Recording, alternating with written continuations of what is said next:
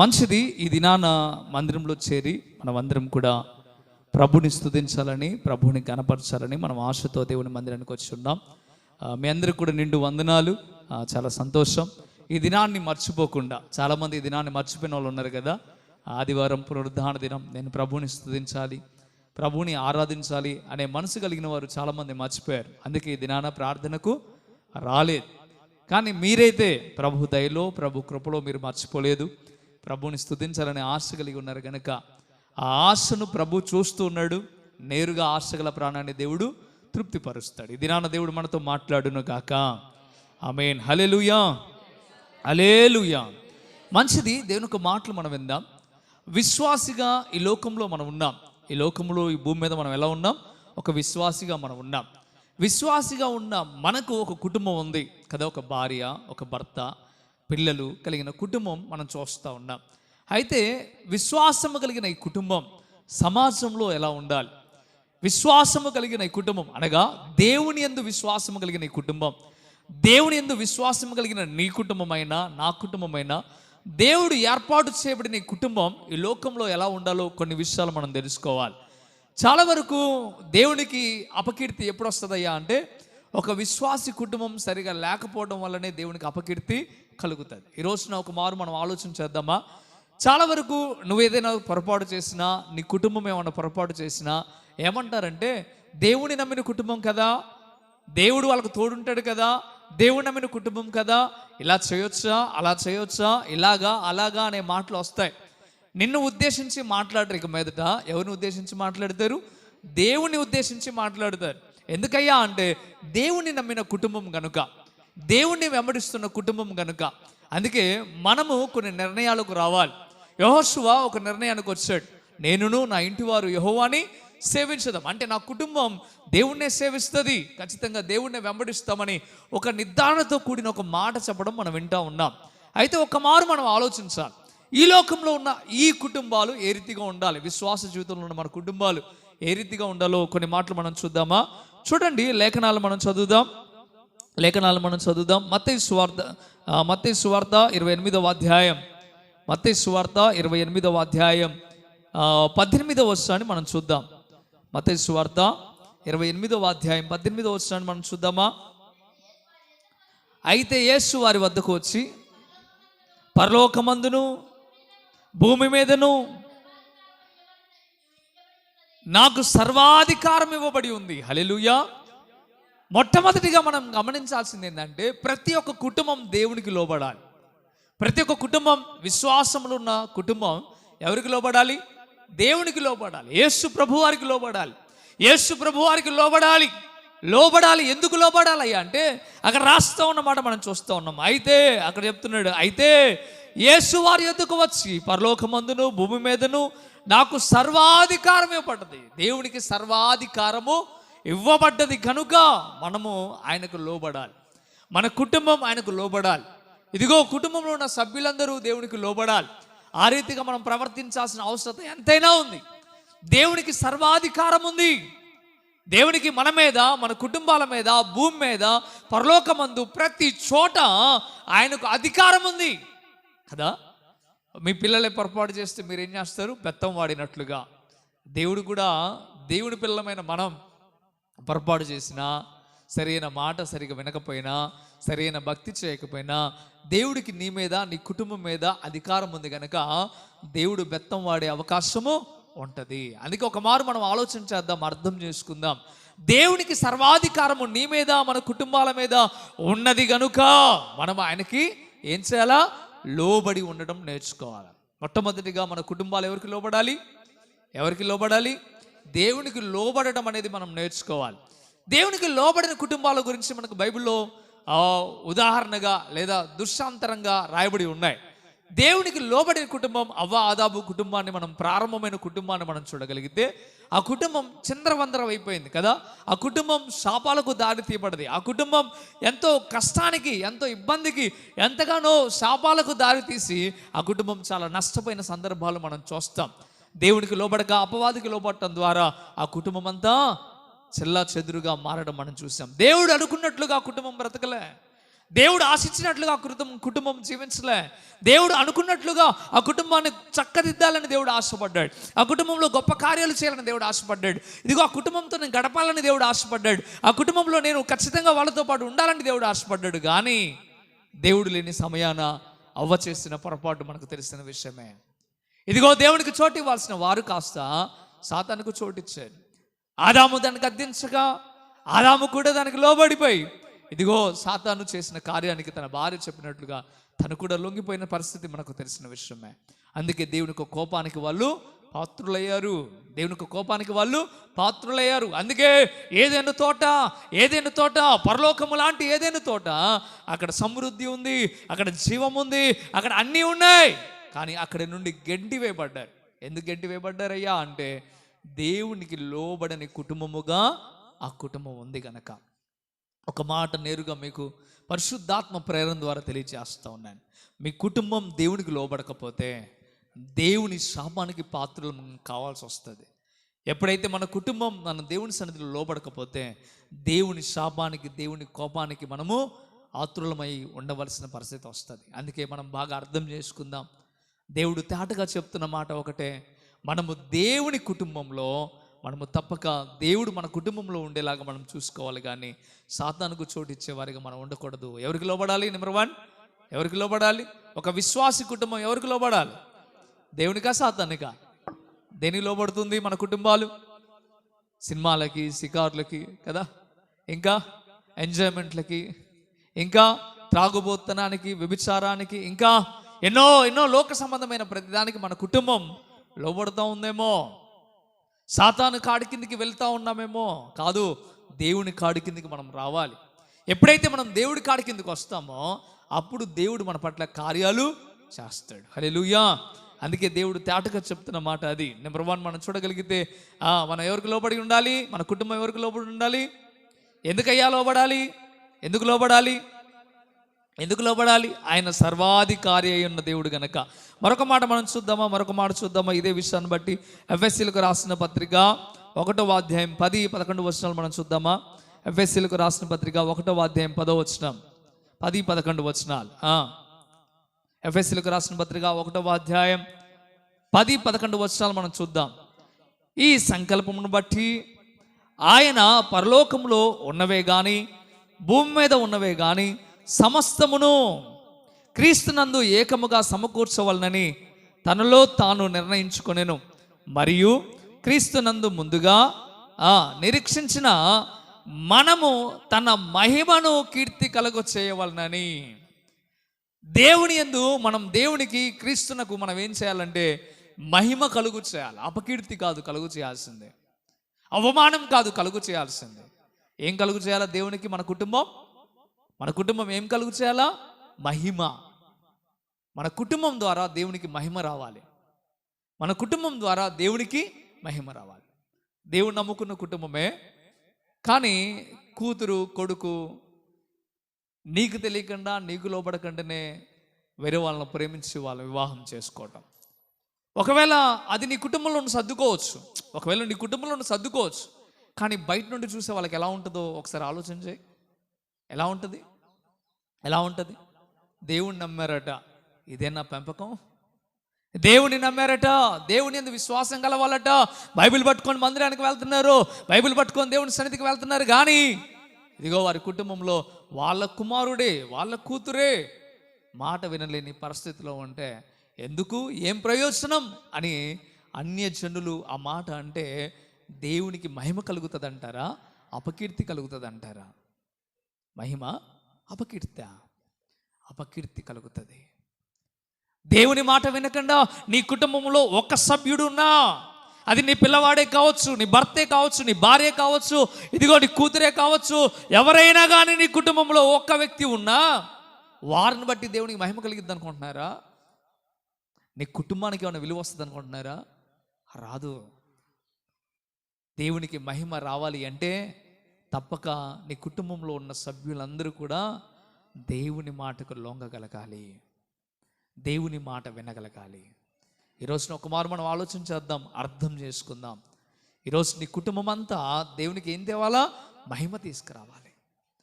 పనికాడికి వెళ్తున్నావు, ఒక్కరు చేసిన పనికి ఇంటి మీద గొడవ వస్తుందా రాదా? ఇంటి మీద గొడవ వస్తుందా రాదా? ఏమయ్యా నీ భార్య ఇలా చేసిందట, ఏమయ్యా ఇదిగో నీ పిల్లలు ఇలా చేశారట, ఏమయ్యా ఓ అమ్మా నీ భర్త ఇలా చేశాడట. ఎక్కడికి వచ్చింది అది? ఇంటి మీదకి వచ్చింది. వాళ్ళు అంటున్న రెండవ మాటే ఏమంటారంటే, ఏ దేవుడు నమ్ముకుంది ఎందుకేనా అంటారు. రెండవ మాటే. మీరు ఎప్పుడైనా గమనించారా? మిమ్మల్ని చూసి అన్నారో అనలేదో నాకు తెలియదు, కానీ అగో వస్తుంది దేవుని బిడ్డ అన్న వాళ్ళు ఉన్నారా? అన్నలు ఉన్నారా అంటారు ఖచ్చితంగా. ఎందుకంటే మనం దేవుని బిడ్డలం కాబట్టి. ఆమె దాన్ని బట్టి సిగ్గుపడాల్సిన అవసరం. ఎప్పుడు సిగ్గుపడాలంటే దేవునికి అపకీర్తి తెస్తే సిగ్గుపడాలి. ఒకసారి నా స్నేహితులు ఇలాగే, అరే నేను తెల్లబట్టలు వేసుకుని వెళ్తా ఉండంటే అప్పుడే పెళ్ళికి వస్తున్నా, అందరికంటే లేటుగా ఆదివారం రోజు పెళ్లి పెట్టుకున్నాడు నా స్నేహితుడు. పెళ్లి పెట్టుకుంటే అరే నేను రాలేనురా, నాకు ఆరాధనలు ఉంటాయి, ప్రార్థనలు ఉంటాయి అంటే ఒకటే మాట అన్నాడు, అరే మన స్నేహాన్ని బట్టి నువ్వు రాకపోతే వెళ్ళారా. ఆ ఫ్రెండ్ ముస్లిం ఫ్రెండ్ అయితే, నువ్వు తప్పకుండా రా, ప్రేయర్ అయిపోయాకే చిన్నగా వచ్చే, మన ఫ్రెండ్స్ అందరూ వస్తారు కాబట్టి మళ్ళీ ఒకసారి కలిసినట్లు ఉంటుంది, ఒకసారి రా అంటే సరే అని నేను ప్రార్థన ముగించుకొని అడవడికి అదే తల బట్టలతో అలాగే పెళ్ళికి వెళ్ళిపోయాను. నేను వెళ్ళిపోతే ఆ గేట్ దగ్గర ఎంట్రీ అవుతున్నా, నా స్నేహితులు అందరూ కుర్చీలు వేసుకొని కూర్చున్నారు. అందరు రౌండ్ టేబుల్ సమావేశం వేసారు. అంటే కలిస్తే ఏం చేస్తారు, అందరూ కూర్చొని మాట్లాడుకుంటూ ఉంటారు కదా. పెళ్ళి అయిపోయింది, అన్నీ అయిపోయినాయి, భోజనాలు నడుస్తూ ఉన్నాయి, చక్కగా వీళ్ళు కూర్చొని మాట్లాడుకుంటూ ఉన్నారు. నన్ను చూసి ఒకడు అంటున్నాడు, అరే రే వస్తున్నాడు రా ఇదిగో దేవుని బిడ్డ వస్తున్నాడు రా అని చెప్పి అన్నాడు. నాకు చాలా సంతోషం వేసి ఇంకా షర్ట్ మంచిగా అనుకొని అలాగ నడుచుకుంటా ఇంకా అప్పటికంటే నడకండి ఇంకా దివిటిగా మంచిగా నడుచుకుంటూ వెళ్ళిపోయాను నేను. అవునరా చాలా సంతోషం, నేను దేవుని బిడ్డనే, మరి మీరు అన్నాను. నేను హల్లెలూయా, ఎస్ నేను దేవుని బిడ్డనే, మరి మీరు అన్నాను. ఆ తర్వాత నేను నవ్వుకుంటూ మాట్లాడేసాను. అంటే ఎందుకు సిగ్గుపడాలి? మనం చెడ్డ పని చేసినప్పుడు సిగ్గుపడాలి, మనం తప్పని చేసినప్పుడు సిగ్గుపడాలి, కుటుంబానికి విలువ తీసినప్పుడు సిగ్గుపడాలి, కుటుంబంలో లేదా దేవునికి అపకీర్తి తెచ్చినప్పుడు మనం సిగ్గుపడాలి.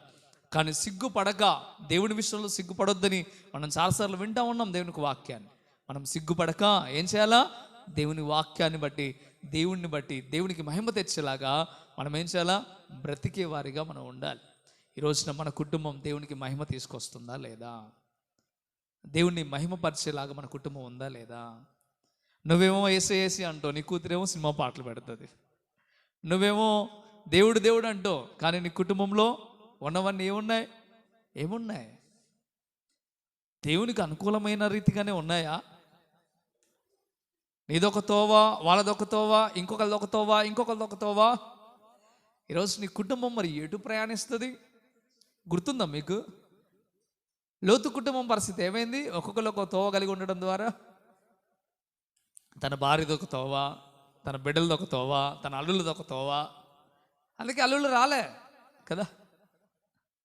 వీళ్ళతో పాటు వచ్చాడా బయటికి రమ్మంటే? భార్య ఏమన్నా వచ్చేటప్పుడు ఏమన్నా సంతోషంగా రాబడిందా? ఎందుకంటే ఒక్కొక్క తోవ అయిపోయింది. అబ్రహాము కుటుంబం ఎలా ఉంది? నీ దేశాన్ని విడిచి, నీ తండ్రి ఇంటిని విడిచి, నీ బంధువులను విడిచి, నేను చూపించబో దేశానికి, ఏ దేశమో కూడా చెప్పలే, వీళ్ళకన్నా ఒక ప్లేస్ చూపించాడు, పలానా చోటుకి వెళ్ళండి అని లోతు కుటుంబానికి. కానీ అన్నిటిని విడిచిపెట్టి వచ్చాడా రాలేదా? వచ్చాడు సంతోషంగా. ఆ కుటుంబం అంతా లోబడ్డారు. కానీ లోతు భార్య ఉపస్తంభం అయిపోయింది, పిల్లలేమో ఆ రీతిగా అయిపోయారు, తన అల్లుళ్ళు ఇంకొకలాగా అయిపోయారు, కుటుంబం అంతా నాశనం అయిపోయింది. ఎందుకయ్యా ఈ మాట మీకు తేటగా తెలియచేస్తూ ఉన్నానంటే మీరు బాగా అర్థం చేసుకోవాలి. దేవునికి లోబడిన కుటుంబం, దేవుడి కుటుంబంలో ఉన్న ప్రతి ఒక్క సభ్యుడు లోబడితే ఆ కుటుంబం పట్ల దేవుడు అద్భుతమైన కార్యాలు చేస్తాడు. సక్సెసేగా ఫెయిల్యూర్ అనేది ఉండదు. కుటుంబం అంతా దేవునికి లోబడితే ఆ కుటుంబం మొత్తం సక్సెస్ అవుతూనే ఉంటుంది. కానీ ఈ రోజున మన పరిస్థితి ఎలా ఉంది? సక్సెస్ అవుతున్నామా? మన కుటుంబంలో అనుకునే జరుగుతున్నాయా లేదా? నెంబర్ 1, మనం చూడగలిగితే దేవునికి వాక్యం తేటగా చెప్తున్న మాట ఏం చేయాలి? మనం దేవునికి లోబడాలి. దేవునికి లోబడి నువ్వు ఏం చేయాలో? దేవునికి మహిమ తెచ్చేలాగా నీ కుటుంబం ఉండాలి. రెండోదిగా మనం చూద్దాం. చూడండి దేవునికి వాక్యాన్ని మనం చూద్దాం. రెండోదిగా మరొక మాట చూద్దాం. రెండోదిగా మనం చూద్దాం.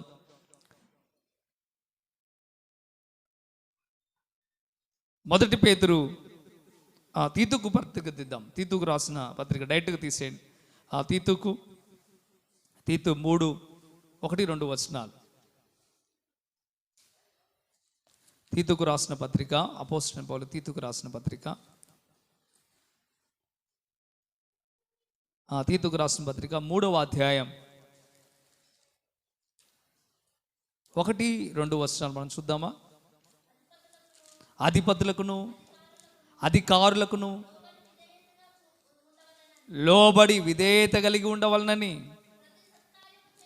ప్రతి సత్కార్యము చేయుటకు సిద్ధపడి ఉండవలననియు, మనుషులందరి ఎడల సంపూర్ణమైన సాత్వికమును కనపరచుచు, ఎవరిని దూషింపక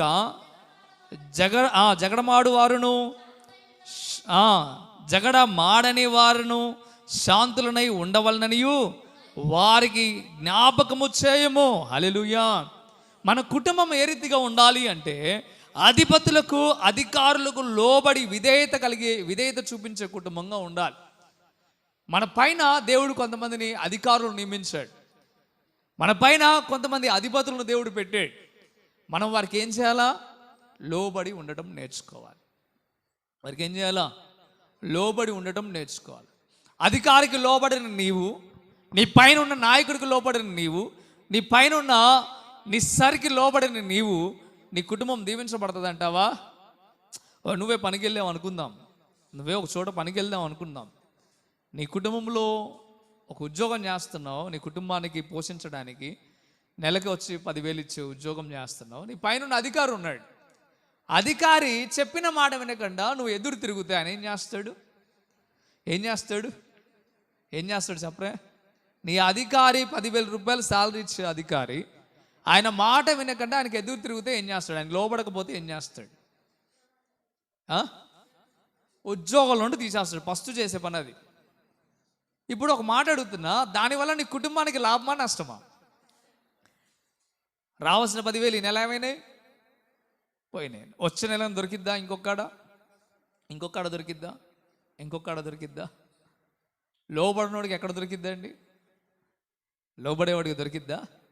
దొరకదు. దొరికినా 2 రోజులే. కుక్కతో కొంకర ఉన్నట్టు మళ్ళీ లోబడకుండా ఉంటాడు. మళ్ళా అక్కడ నుండి పెట్టే చదువుకొని బయటికి రావటమే. పిల్లి తన పిల్లలను పట్టుకొని తిరిగినట్టుగా వీడు కూడా అక్కడ ఉద్యోగం, ఇక్కడ ఉద్యోగం, ఆ ఊర్లో ఉద్యోగం, ఈ ఊర్లో ఉద్యోగం అని అలా పట్టుకొని తిరగడమే తప్ప ఏమాత్రం ఫలితము ఉండదు. కానీ ఈరోజు మనం అర్థం చేసుకోవాలా, అదే ఒక యజమానికి లోబడి ఉంటే, ఒక మాట అన్నా, తిట్టినా, అవసరమైతే ఒక 4 మాటలు పడ్డా, అప్పుడు ఆ యజమాని నేను నిన్నన్నా వాడు మౌనంగా ఉంటున్నాడే, నిజంగా వాడు ఓపిక ఎంత గొప్పదో, ఎవరిని తీసేసినా ఈయన్ని మాత్రం తీసేయద్దు. ఎందుకు? లోబడ్డాడు కాబట్టి నీ అధికారికి నువ్వు లోబడాలి, నీ పైన ఉన్న నాయకుడికి నువ్వు లోబడాలి. నువ్వు ఎప్పుడైతే లోబడతావో అప్పుడు దేవుడు నిన్నేం చేస్తాడు? అంచెలంచెలుగా ఎదిగించేలాగా చేస్తాడు. హల్లెలూయా. అంచెలంచెలుగా ఎదగడానికి దేవుడు అవకాశాన్ని ఇస్తాడు. ఈ దినాన మరి నువ్వు ఏ రీతిగా ఉన్నావు? లోబడేవాడిగా ఉన్నావా? ఉంటేనే నీ కుటుంబం ఆస్వాదించబడుతుంది. నీ కుటుంబంలో ఉన్న వారందరికీ నువ్వు చెప్పాలా, అరే ఇగో నీ పిల్లలకు చెప్పేటప్పుడు ఇలా చెప్పాలా, అరే పిల్లలు మీ సారికి ఖచ్చితంగా లోబడి ఉండాలి. నువ్వు లోబడితే వాడు లోబడతాడు. నువ్వు ఎదిరించేవాడిగా ఉంటే వాడు కూడా.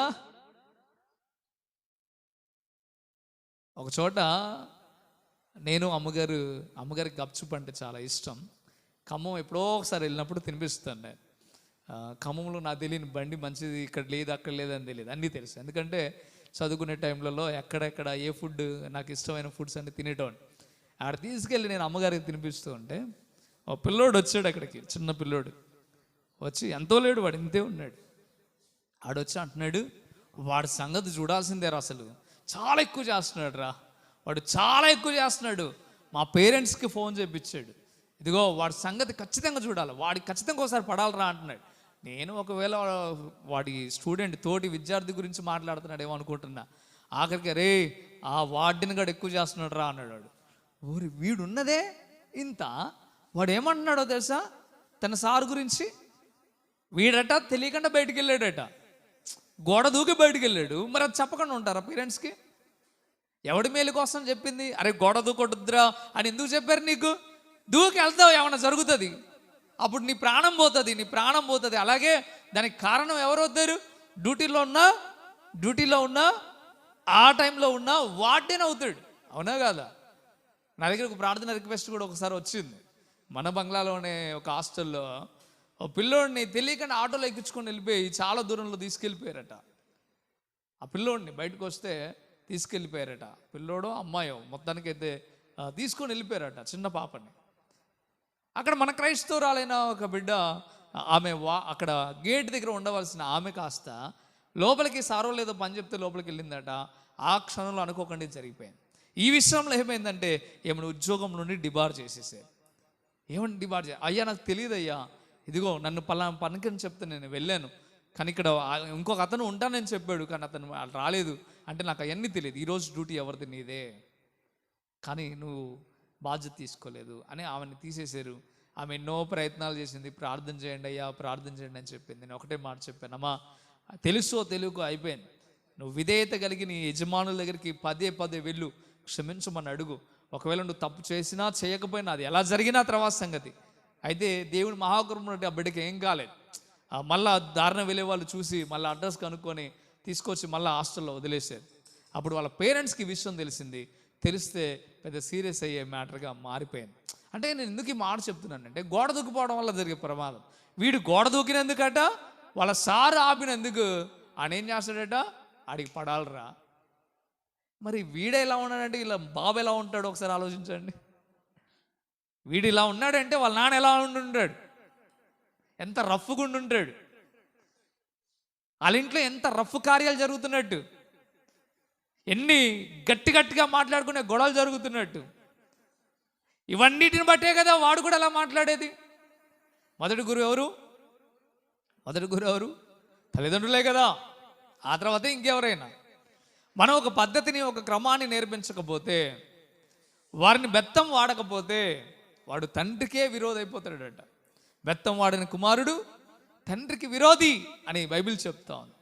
మనం బెత్తం వాడాలి వాడిని సరిగ్గా పెంచే విషయంలో. వీడు అంటున్నాడు వాడిని కొడతాడట. వాడిని కొడితే వీడు బతుకుతాడా గట్టికి కొడితే? కానీ ఏం జరుగుతుంది అంటే గౌరవించట్లేదు, తన పైన ఉన్న సార్ని ఏం చేయట్లేదు. వీడు బాగుపడతాడా? జీవితంలో బాగుపడతాడా? స్కూల్లో ఉపాధ్యాయుడికి లోబడిని ఆ వ్యక్తి స్టూడెంట్ బాగుపడతాడా? ఒక పని దగ్గర ఒక సార్కి లోబడిని ఒక పని వ్యక్తి అనగా సాధారణమైన కూలీ చేసుకునే వ్యక్తి కానీ లేదా ఒక జాబ్ చేసే వ్యక్తి కానీ తన బాస్కి లోబడకపోతే బాగుపడతాడా? బాగుపడ్డు. అలాగే మందిరంలో సేవకునికి లోబడిన విశ్వాసం ఏమైనా బాగుపడతాడా? బాగుపడ్డు. ఎక్కడైనా ఏ స్థితిలోనైనా దేవుని వాక్యానికి దేవుని మాటకి లోబడిన వారు ఎప్పుడూ బాగుపడరు. కానీ బైబిల్ వాక్యం చెప్తున్న మాట ఒకటి తేటగా బాగా అర్థం చేసుకోండి.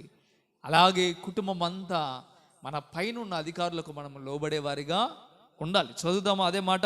అధికారులకు ఏమంటున్నాడు చూడండి, అధిపతులకును అధికారులకును లోబడి విధేయతగా ఉండవలననియు ప్రతి సత్కార్యము చేయుటకు. కుటుంబం ఎలా ఉండాలా? మన కుటుంబం అంతా ఎలా ఉండాలి? ప్రతి సత్కార్యం చేయడానికి.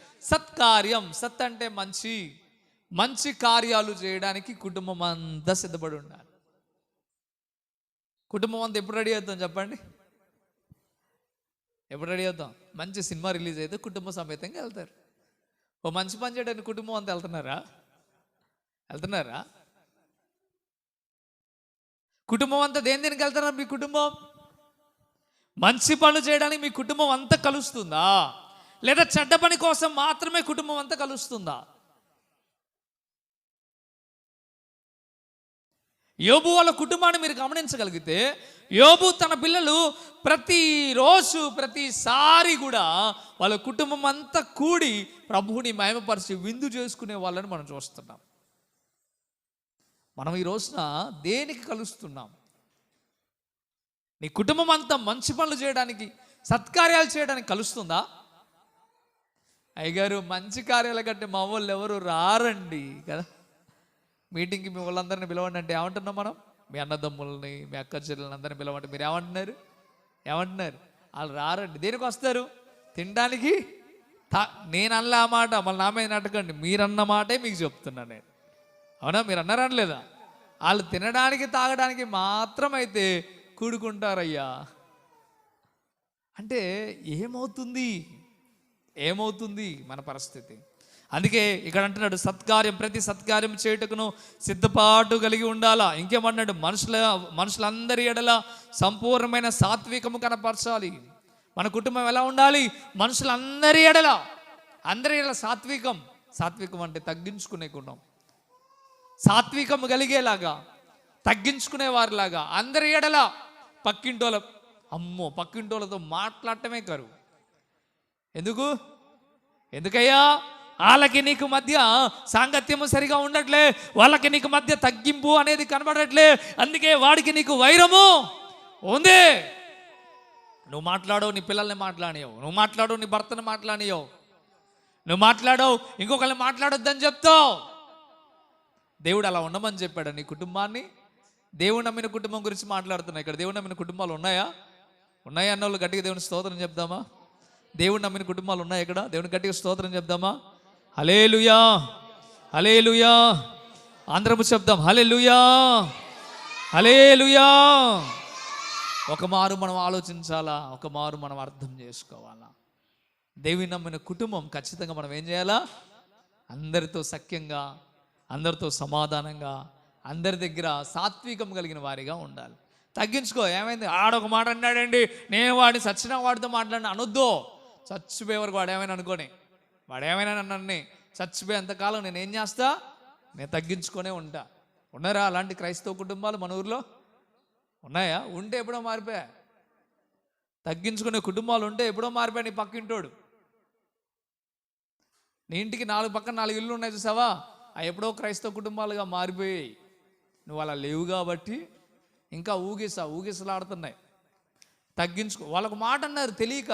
నువ్వు దేవుని నమ్మిన వాడు, నువ్వేం చేయాలా? దేవుని నమ్మిన దాన్ని నువ్వేం చేయాలా? నన్నంటాడా అని గోసిపడుతున్నారా? చెప్పండి. నన్నంటున్నారా? చూసుకుందాం అంటున్నారా? ఇదేనా యుద్ధం? యెహోవాది అనుకుంటే పరిగెడుతున్నారు వాళ్ళ మీదకి. దేవుడు నాకు విజయాన్ని ఇస్తాడు వాడి మీద పరిగెడుతున్నారా? కుప్పగూలిలాగా చేస్తాడు నేను. జాగ్రత్త. దేవుడు అట్లాంటి విషయాల్లో సపోర్ట్ చేయడు. తగ్గించుకోవాలి. నీ తగ్గింపును బట్టి వారిలో గొప్ప కార్యము జరుగుతుంది. తగ్గింపును బట్టి వారిలో గొప్ప కార్యము, నీకు పక్కనున్న కుటుంబాల్లో గొప్ప కార్యం చేస్తాడు. మీ కుటుంబాల్లో మీరే కొన్నిసార్లు ఏం చేస్తారంటే, బంధువులు మిత్రులు ఉంటారు కదా, చుట్టాలు, వాళ్ళల్లో గొడవలు అవుతాయి. కాకుండా అయితే ఉండవు. అవుతాయా? ఖచ్చితంగా అవుతాయి. ఏదో ఒక విషయంలో తక్కువైనప్పుడు, ఎక్కువైనప్పుడు, పట్టించుకున్నప్పుడు అపార్థాలు రావడం సహజం. గొడవలు అవుతాయి. గొడవలు అయినప్పుడు ఏం చేస్తారంటే, ఈ కుటుంబానికి దగ్గరున్న వాళ్ళు ఎవరైనా కానీ వీళ్ళకి, ఈ కుటుంబానికి గొడవైన అవతల కుటుంబాలతో మాట్లాడకుండా ఉండేలాగా ఈ కుటుంబం ప్రయత్నం చేస్తూ ఉంటాయి. ఈ కుటుంబానికి కార్డు ఇవ్వడానికి మనం వెళ్ళామనుకో, మళ్ళీ ఆ కుటుంబం కాడికి వెళ్తున్నాం అన్న విషయం తెలిసింది ఏమంటారు తెలుసా? అవసరం వాడికి కార్డు ఇవ్వడం, దండగా వాడు మనోడే ఏమన్నా? అంతకుముందు రాసుకొని పూసుకొని తిరిగిన సందర్భాలు ఉన్నాయి. ఈ కుటుంబం ఆ కుటుంబం లేదా? విందులు చేసుకున్న సందర్భాలు ఉన్నాయి. ఒకరినొకరు పిలుచుకున్న సందర్భాలు ఉన్నాయి. ఏమంటారు? పెట్టుబడులు పెట్టుకున్న సందర్భాలు కూడా ఉన్నాయి. కానీ ఎప్పుడైతే అపార్థం వచ్చిందో, ఎప్పుడైతే గొడవ వచ్చిందో, వీడు మాట్లాడు, వీడికి సంబంధించినోడు ఎవడు కూడా నన్ను కూడా అలా ఆపడానికి ప్రయత్నం చేస్తే నేను అన్నా, నీదే, నాకు సంబంధం లేదు.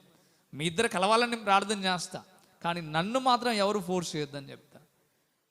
నేను పోయి వాళ్ళతోనే ఉంటా.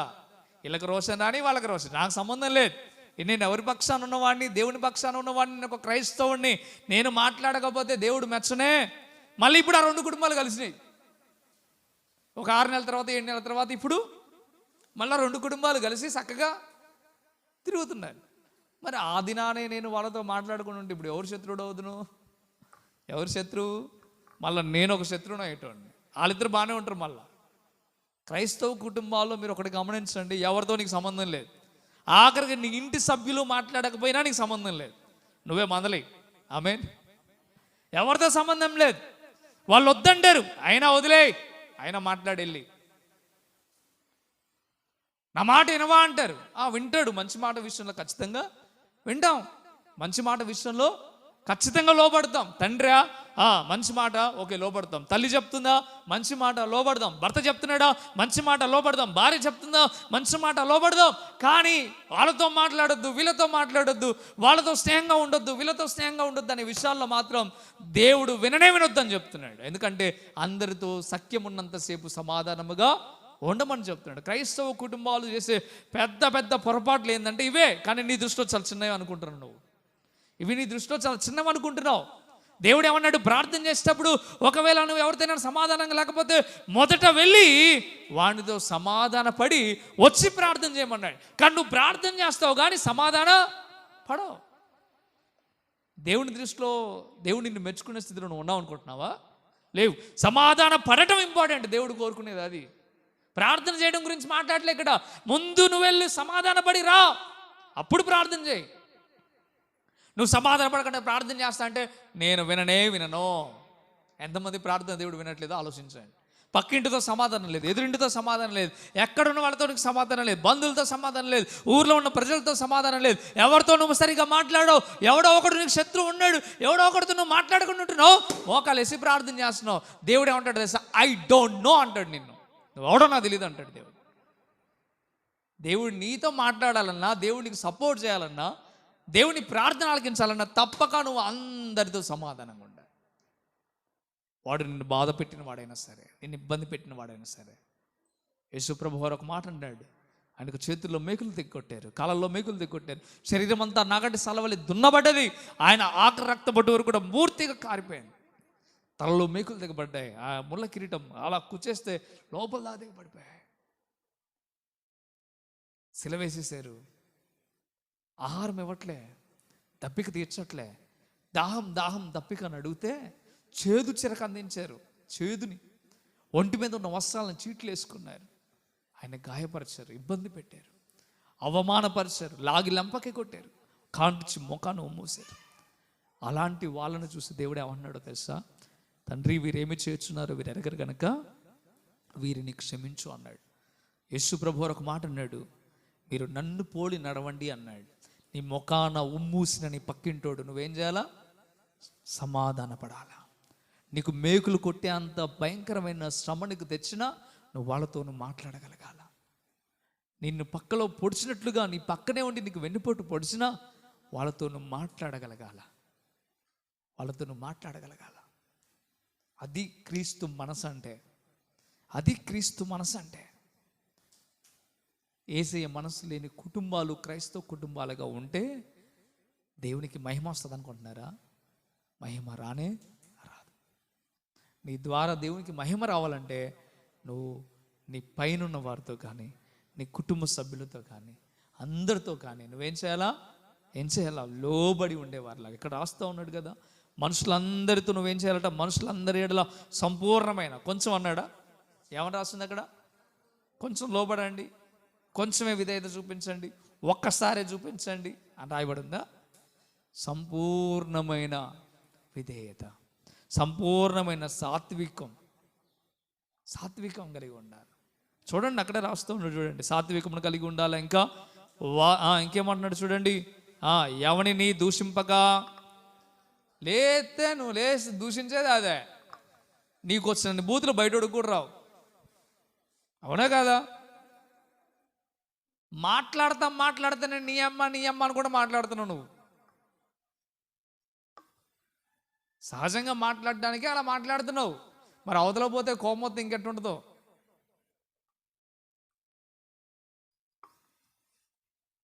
బూతులు ఆడే విషయంలో మనం చాలా జాగ్రత్తగా ఉండాలి.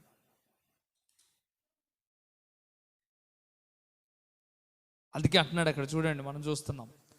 ఎవరిని దూషింపక. దూషిస్తాం, శపించే మాటలు పలుకుతాం, దూషిస్తాం. దూషించే మాటలు మనం పలకడానికి వీలు లేదు. దూషింపక జగడ మాడని వారును. ఎలా ఉండాలా? మన కుటుంబం ఎలా ఉండాలా? వాళ్ళ కుటుంబం జోలికి పోద్దురా. ఎవరి జోలికి పోయినా ఆ కుటుంబం జోలికి మాత్రం, ఆ దాసుల ఇంటి జోలికి మాత్రం పోద్దురా. నా ఇంటి పేరే చెప్పుకుంటాను. ఆ కుటుంబం జోలికి పోద్దురా. వాళ్ళు వాంబో అంటున్నారా? నిన్న ఈ ఊర్లో అంటున్నారా? ఇక ఏమనాలా ఏమనాలా, వాళ్ళ జోలికి మాత్రం పోద్దిరా. వాళ్ళు ఎప్పుడు చూసిన గొడవలకు ముందుంటారు అన్న వాళ్ళు. దేనికి ముందుంటారు, దేనికి ముందుంటారు? బా, ఎంత గొప్ప పేరు కదా అది, ఎంత గొప్ప పేరు కదా. చాలామంది గొప్పగా భావిస్తారు దాన్ని. మేము 10 మంది కలుస్తాం తెలుసా, మన గొడవ వస్తే 10 మంది కలవడం గొప్ప విషయమా పిచ్చోడా? నాకు అర్థం కాక, గొడవకు 10 మంది వెళ్ళి కొట్టుకోవడం గొప్ప విషయమా? షర్ట్లు చినిగేదాకా, కర్రలు ఇరిగేదాకా బాదుకోవడం గొప్ప విషయమా? చాలామంది అంటారు, మా వెనక మా బలగమంతా దేనికి ఉంది, కొట్టుకోవడానిక? సమాధానపరిచేవాడు ఉంటే ధన్యుడు నువ్వు. నీ వెనక గొడవ రాకుండా ఆపగలిగేవాడు ఉంటే ధన్యుడు నువ్వు. గొడవ వచ్చిన నిన్ను సద్దు మనిషేవాడు ఉంటే ధన్యుడు నువ్వు. నేనున్నా పారా చూసుకుందాం అనేవాడు ఉంటే నీ జీవితం సర్వనాశనం అయితే నీ కుటుంబం కూడా సర్వనాశనము అయిపోయే పరిస్థితికి వస్తుంది. జగడ మాడని వారిగా మనం ఉండాలా. నువ్వు అనుకుంటున్నావు నా వెనక చాలామంది ఉన్నారని. నువ్వు జగడమాడే కుటుంబముగా ఉండి క్రైస్తవ జీవితంలో నువ్వు ఉంటే నీ కుటుంబం ఎప్పటికీ దీవించబడదు. నువ్వు వెళ్తావు ఈరోజు ఒకడు కొట్టడానికి, రేపు నువ్వు ఒక్కడే దొరికినప్పుడు కొట్టడా? మళ్ళీ ఆ రోజు తనలు తింటావు. ఆ తర్వాత అరే వాడు ఒక్కడు దొరికినప్పుడు చూసుకోవాలరా అంటావు. చిన్నది కాస్త పెద్దది కాస్త చావు దాకా వెళ్ళిపోద్ది, చంపేదాకా వెళ్ళిపోద్ది. క్రైస్తవ కుటుంబమా, ఇలాంటివి అసలు నీ జీవితంలో కానీ నీ కుటుంబంలో కానీ ఉండడానికి వీలు. దేవుని మహిమ కలగాలంటే ఇలాంటివి ఉండాలా? ఉండొద్దు. జగడమాడొద్దు. అక్కడ రాస్తున్నాడు శాంతులై. ఎలా ఉండాలట? శాంతులమై. ఏం చేయాలట? శాంతులనై ఉండవలననియు వారికి జ్ఞాపకము చేయుము. గుర్తు చేయాల్సి వస్తుంది నాయన మీకు.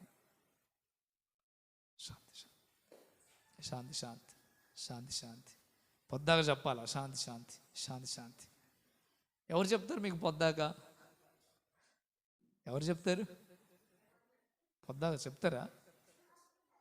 నీ సావు నువ్వు సావు పో అంటారు కొంతమంది. చెప్పలేక పో, నువ్వు అడిగిన పో, సంబంధం లేదంటారు. నీకు ఒకటి చెప్పాలా? నాకు అర్థం కాక. చెప్పినోడైనా నువ్వు గౌరవిస్తావా? నాకే చెప్తావా పొద్దుగా? ఏమంటావు? చెప్పినోడు నేను ఏమంటావు? నాకే చెప్తావా పొద్దాక? నేనే తగ్గించుకోవాలా? ఊగా నేనే శాంతుండే ఉండాలా? ఇన్నోడికి చెప్తాం, ఎన్నోడికి ఏం చెప్తామండి? ఆడు బుస్సు అని పగబడుతుంటే నువ్వు బుస్సు అని అంటే నీకెడ చెప్తాం? వినేవాడు ఎవడైనా మన మాట వినగలిగేవాడు ఉన్నాడు అనుకుంటే వాడికే చెప్తాం. జాగ్రత్త ఆలోచించండి, అర్థం చేసుకోండి. జ్ఞాపకం చేయాల్సి వస్తుంది. ఈ దినాన మరలా జ్ఞాపకం చేస్తున్నాడు దేవుడు మీకు. మీరు క్రైస్తవులరా నాయనా అని జ్ఞాపకం చేస్తున్నారు. మీకు గుర్తుందా అసలు మీరు క్రైస్తవులని? మీరు దేవుని బిడ్డలని మీకు గుర్తుందా? గుర్తుందా? నిజంగా గుర్తుందా? గుర్తుంటే ఎందుకు పోతున్నావు గొడవలకి? గుర్తుంటే ఎందుకు తగ్గించుకోవట్లే నిన్ను నీవు? ఆ సమయంలో బ్రెయిన్లో కొంచెం షాక్ కొట్టినట్టు అయిపోయి మర్చిపోతున్నావా? ఆ తర్వాత గుర్తు నేను దేవుని బిడ్డగా అనవసరంగా అరిశానే అనుకుంటున్నావా? అస్సలు ఆ రీతిగా ఉండడానికి వీలు లేదు. అందుకే ఆ మాట చెప్తా ఉన్నాడు. ఏమంటున్నాడు? జ్ఞాపకం చేయాల్సి వస్తుంది. అందుకే దేవునికి వాక్యం చెప్తున్నమాట. మనం ఎలా ఉండాలి? మన కుటుంబం అంటే ఎలా ఉండాలి? అధికారులకు లోబడేలాగా ఉండాలి. ఇంకా ప్రతి సత్కారం చేయడానికి మన కుటుంబం ముందుండాలి, సిద్ధంగా ఉండాలి. ఇంకా మనుషులందరూ ఎలా సాత్వికం కలిగిన కుటుంబముగా మన కుటుంబాన్ని చూసినప్పుడు మన కుటుంబం మీద ఏం కలగాల? దయ పుట్టాలా. మన కుటుంబం మీద దయ ఉంటే దయ పుట్టిద్దా? అడలు పుడతాయి కదా. మన కుటుంబం మీద దయ పుట్టేలాగా మనం ఉండాలి. ఒకవేళ నీ కుటుంబంలో ఒక్కరు కూడా దయ పుట్టేలాగా లేరనుకోండి, ఆ కుటుంబం దీవించబడుతుందా? బైబిల్లో మనం చూస్తాం, నోవాహు కుటుంబం గురించి మనం ఆలోచన చేస్తే, నోవాహు కుటుంబాన్ని, భూమి మీద ఉన్న కుటుంబాలన్నింటినీ దేవుడు చూసినప్పుడు ఏ కుటుంబం సరిగా లేదు. దేవుడు భూమి మీద ఉన్న కుటుంబాలన్నింటినీ తుడిచిపెట్టాలని ఆశపడ్డాడు. ఆశ కలిగినప్పుడు నోవాహుని చూస్తే నోవాహు దేవుని కృపనొందిన వాడయ్యాడట, దేవుని దయనొందిన వాడయ్యాడట. అందువల్ల నోవాహు కుటుంబాన్ని గురించి నోవాహు చెప్తున్నాడు. కుటుంబం, నోవాహు ఇదిగో నీ భార్యని, నీ పిల్లల్ని అందరినీ కూడా ఈ ఓడ చేయించి ఈ ఓడలోకి ఎక్కించు. ఆ తర్వాత నీ మాట ఎవరైతే వింటారో వారందరినీ కూడా ఎక్కించు. ఫస్ట్ నీ కుటుంబం ఎక్కించు, ఆ తర్వాత నీ మాట విన్న కుటుంబాలన్నింటినీ ఎక్కించు. ఏ కుటుంబాలు వినలే.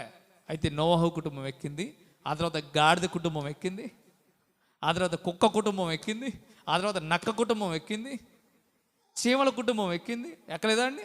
జతల జతలు చొప్పున వచ్చినాయి, రాలేదా? అయ్యో వచ్చినాయి, లోపలికి ఎక్కించాడు అంతే. గాడిద తింటుంది, కుక్క తింటుంది, నక్క తింటుంది, పంది తింటుంది, అన్నీ తింటున్నాయి. కానీ అక్కడున్న ప్రజలు ఎవరు వినలే నోవాహు మాట. విధేయత కలిగిన కుటుంబాలన్నీ ఆ రోజున రక్షించబడ్డాయి. రక్షించబడలేదా?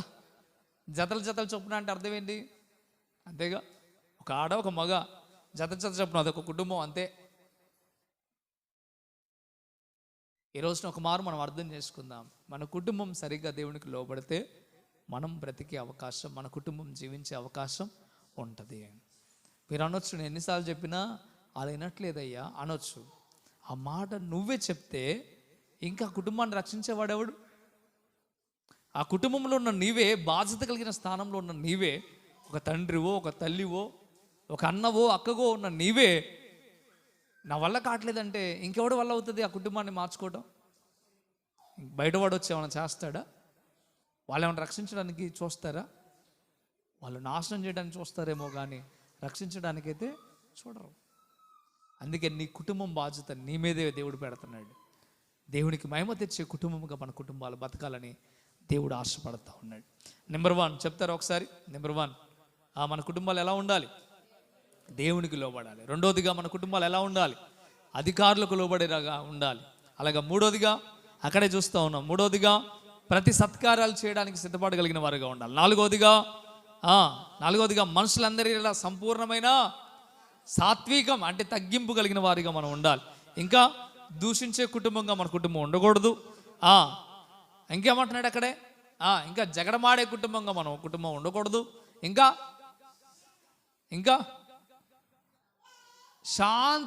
శాంతులైన కుటుంబంగా ఉండాలి. ఎప్పుడు కూల్గా ఉండే కుటుంబం ఉండాలి. ఎప్పుడు భయంకరమైన వేడి కలిగిన కుటుంబంగా కాదు, శాంతంగా ఉండేలాగా మనము ఒక మాట లేకపోతే అన్నలే అనుకునేలాగా మన కుటుంబం ఉండాలి. మీ కుటుంబంలో ఒక్కడు శాంతంగా లేకపోయినా మిగతా ముగ్గురు శాంతంగా ఉండి ఒక్కడు శాంతంగా లేడనుకో, కుటుంబం నెమ్మదిగా ఉంటుందా? ఈడు ఎగిసి పడతా ఉంటాడు. అవసరమైతే మనల్ని అంటాడు, శివుని ఎత్తలేదా మీకు? వాడు అన్ని మాటలు అంటాడు, ఆడే మనోడే అంటాడు, మనోడే వెళ్తాడు. అందుకే కుటుంబం అంతా శాంతంగా ఉండేలాగా మనము ఆలోచన చేయాలి. మంచిది. ఈ విషయాలన్నిటి మీరు మనసులో పెట్టుకోండి. మరొక మాట మనం చూద్దామా? మరొక మాట మీరు చూద్దాం. ఆ తర్వాత చూద్దామా? చూడండి, దేవుని ఒక వాక్యాన్ని చూద్దాం. ఎఫెసీయులకు రాసిన పత్రిక 5వ అధ్యాయం 21వ వచనాన్ని మనం చూద్దాం. ఎఫెసీయులకు రాసిన పత్రిక 5వ అధ్యాయం 21వ వచనం. అక్కడ నుండి కింద వరకు చదువుకుని ఇంటికి వెళ్ళాక భార్యాభర్తలు ఏ రీతిగా ఉండాలో, దేవుని దగ్గర ఎలా లోబడి ఉండాలో అక్కడ రాయబడి ఉంది. ఎఫెసీయులకు రాసిన పత్రిక 5వ అధ్యాయం 21 చదువుతారా? 21వ వచనం. క్రీస్తు నందలి భయముతో ఒకరినొకరు లోబడి ఉండండి. ఎవరు చెప్తున్నాడు ఈ మాట? భార్య భర్తలకు చెప్తున్నాడు కదా. ఒకరికొకరు ఏం చేయాలట? లోబడి ఉండాల. ఏ భయంతో? క్రీస్తునందలి భయం. క్రీస్తునందలి భయంతో మనం ఏం చేయాలా? భార్య భర్తలైన మీరు ఏం చేయాలా? ఒకరికొకరు లోబడి ఉండాలి. ఒకరికొకరు మీరు లోబడకపోతే ఆ కుటుంబం ఏమవుతుంది అంటే అది నాశనం అయిపోయే అవకాశం ఉంటుంది. అందుకే మీరేం చేయాలి అంటే మీరు లోబడే కుటుంబముగా ఒకరికొకరు లోబడేటట్లుగా ఉండాలి. చాలామంది అంటారు, మా భర్త నా మాట వినట్లేదండి, నా భార్య నా మాట వినట్లేదండి. ఒకరికొకరు ప్రతి ఒక్కరు కూడా లోబడి ఉండేలాగా మీరే సిద్ధపాటు చేసుకోవాలి. ఆ కుటుంబం మీ కుటుంబం. మీ ఇద్దరి మధ్య ఇంకొకరిని యాడ్ చేశారనుకోండి, ఇంకొకరిని తీసుకొచ్చి, ఒకవేళ అల్లుడు లేకపోతే అంటే భార్య భర్తలు ఇద్దరు ఉన్నారు. ఇప్పుడు భర్త మాట భార్య వినట్లేదు అనుకోండి, ఈయన వెళ్ళి వాళ్ళ అమ్మకు చెప్పాడు అనుకోండి, వాళ్ళ అమ్మ ఏమంటుంది? దిక్కుమాలింది, ఆడ దొరికిందిరా అంటదా అందా? దాన్ని వదిలే అంటది అవసరమైతే. అరే సర్దుకోరా అని చెప్తుందా? చెప్పేవాళ్ళు చాలా తక్కువ మంది, ఏళ్ళ మీద లెక్కేయచ్చు. ఏం కాదురా, నీ భార్యను నువ్వే సరి చేసుకోవాలి, నీ భార్యను నువ్వే మార్చుకోవాలి, నీ భార్యకి నువ్వే నచ్చ చెప్పుకోవాలి, నీ భార్యకు నువ్వే బుద్ధి చెప్పుకోవాలని చెప్పే వాళ్ళు ఎంతమంది ఉన్నారు తల్లిలు? ఒంటి నీ డైవర్స్ ఎందుకు చెప్పుకోవాలి. ఒకవేళ ఈ భార్య వెళ్ళి తన అమ్మతో చెప్పింది అనుకో, అంటే ఈ అబ్బాయి వాళ్ళ అత్తతో చెప్పింది అనుకో, ఇగో అమ్మ ఇట్లా జరుగుతుంది నా ఇంట్లో, ఇగో ఇట్లా చికాకు చేస్తున్నాడే అనగానే ఆమె ఉంటుంది, నువ్వురా పెట్టి చదువుకో ఫస్ట్ అనేవాళ్ళు ఉన్నారా? ఓర్చుకోమ్మా అని చెప్పేవాళ్ళు ఎంతమంది ఉన్నారు? ఎంతమంది ఉన్నారు? ఓర్చుకోవాలమ్మా, ఇవన్నీ సహజంగా జరుగుతాయి.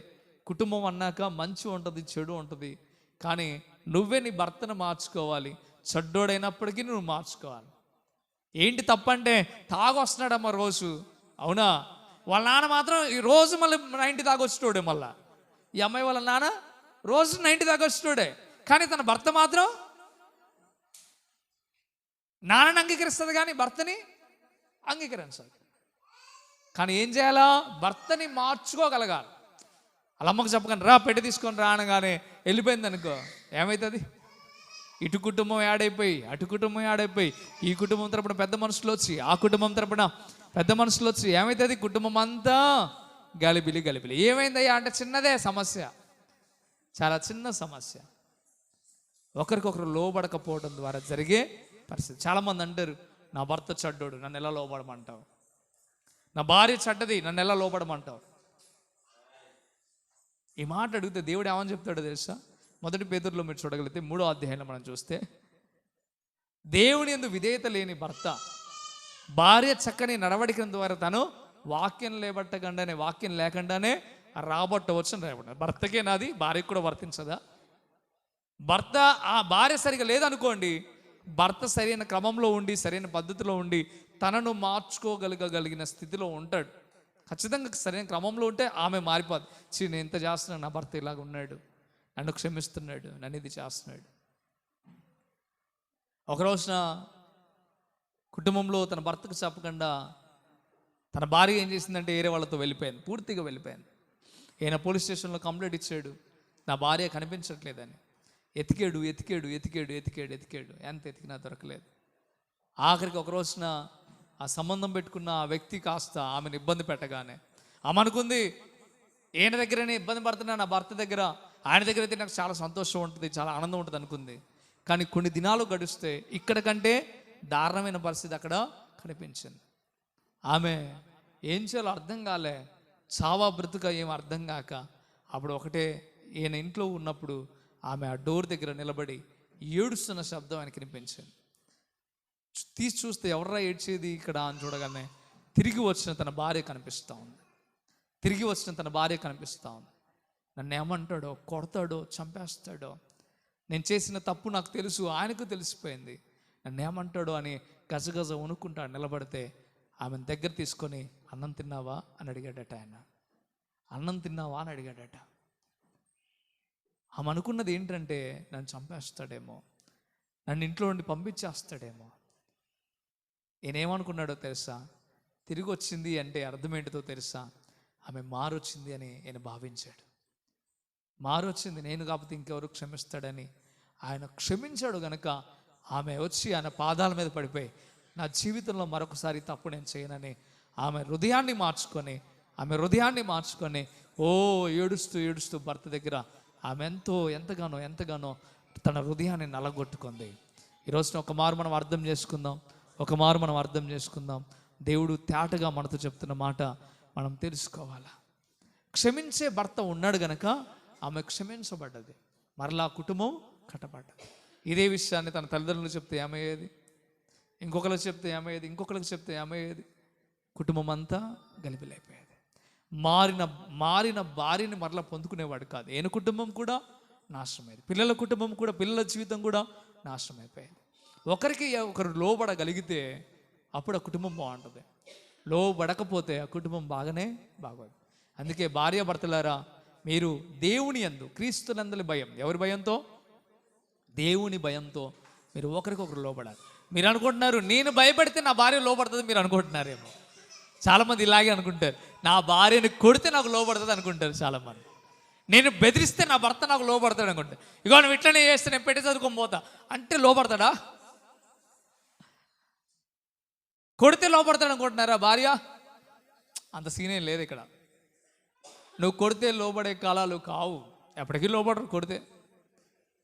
నువ్వు బెదిరిస్తే బెదిరిపోయే కాలాలు కాదు. నాన్న, భర్త భయం వల్ల భార్య కాదు, భార్య భయం వల్ల భర్త కాదు మారేది. ఇరువురు కలిసి క్రీస్తు నందలి భయం వల్ల మారాలి. ఆమేన్.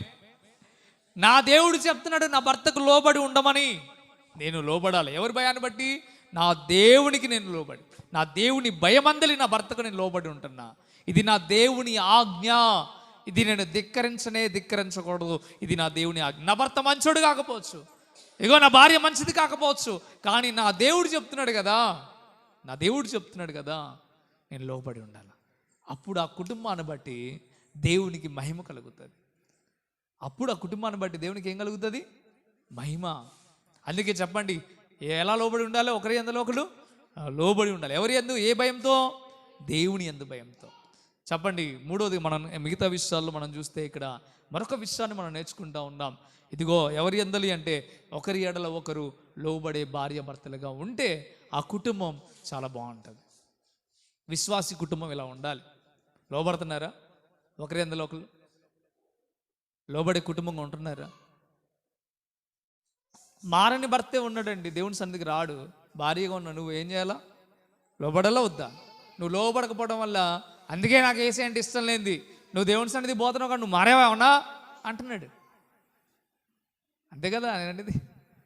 అదే నువ్వు లోబడేలాగా ఉంటే, అరే ఏందిరా నాయన ఈ పరిస్థితి ఏంటి, నేను ఎన్నన్నా అలా బడి ఉంటుందే, నేను అన్నన్నా రోషానికి రావట్లేదే, నేను అన్నన్నా అమిది కావట్లేదే. హృదయంలో మార్పు ప్రారంభమై మార్చుకునే అవకాశము ఉంటుంది. వింటున్నారా వాక్యాన్ని? దేవుని స్తోత్రం చెప్తామా? హల్లెలూయా. విన్నవాడు ధన్యుడు, వినకపోతే ఎవడేం చేయలేడు. మిమ్మల్ని ఎవరేమైనా చేయలేస్తారా? వాక్యం వినకపోతే దేవుడు కూడా మిమ్మల్ని మార్చలేడు. మీ కుటుంబాల్లో గలిబిలు ఉన్నాయా లేవా? మీ కుటుంబాన్ని బట్టి దేవుని మహిమ వస్తుందా, దేవునికి అపకీర్తి వస్తుందా? నిజం చెప్పండి. అపకీర్తి వస్తుందా, మహిమ వస్తుందా? అపకీర్తి వస్తుంది కదా. మరి ఎందుకు మార్చుకోమని దేవుడు చెప్తుంటే మీరు వాక్యం వినరు? సాతాను జ్వరపడదా మీలో? సాతాను జ్వరపడితే వాక్యం వినరు ఎవరు? ఆ మాట వినకరా రే, ఆ మాట వింటే నీ కుటుంబం మొత్తం ఇదైతే అది వద్దురా అని చెప్పి ఆపుతుంది. వాక్యానందు శ్రద్ధ లేకుండా మీరు మందిరంలో కూర్చొని ఏం ప్రయోజనం లేదు. వాక్యానందు శ్రద్ధ ఉంటే మీ కుటుంబాలు బాగుంటాయి. వినిపోతే అయిపోలే, విన్నది గుర్తుపెట్టుకోగలగాలి. గుర్తుపెట్టుకుంటే నీ జీవితం బాగుంటుంది. గుర్తుపెట్టుకునేలాగా వాక్యం వినాలి. చెప్పుకుంటూ పోదాంలే, నేను చెప్పట్లే వాక్యం మీకు. మీరు మారాలి, మీ కుటుంబాలు బాగుండాలని నేను చెప్తున్నా. వింటారా? ధన్యులు. వినలేదా? మీ కుటుంబాన్ని మీరే చేతులారా నాశనం చేసుకుంటా అంటే ఎవడేం చేయలేడు, ఎవరు ఏం చేయలేరు. జాగ్రత్త. విశ్వాస కుటుంబాలు చాలా జాగ్రత్తగా ఉండాలి. మీరు లోకానికి వెలుగు, అంటే మీ కుటుంబం లోకానికి వెలుగు. మీ కుటుంబం ద్వారా మిగతా కుటుంబాలు వెలిగించబడతాయి. మీ కుటుంబం వెలిగేలాగా నూనె పోస్తుంటే, నూనె నాకు వద్దంటే నేనేం చేయను? నూనె అండి ఇది. వాక్యం ఏంటిది? వాక్యం ఏంటిది? నూనె. నీకు నిన్ను వెలిగించడానికి ఉపయోగపడేది. ఈ నూనె నీకు ఇస్తుంటే నాకు వద్దంటే నువ్వు కూడా ఆరిపోతావు. రేపటి దినాన నువ్వు కూడా ఆరిపోతావు. వినకపోతే నువ్వు ఆరిపోతావు, ఖచ్చితంగా ఆరిపోతావు. వాక్యం వినకపోతే మీ కుటుంబాలు ఏదో ఒక రీతి ఖరాబ్ అవుతాయి. మీరు అప్పుడు తల పట్టుకున్నా రాదు, ఏం పట్టుకున్నా రాదు.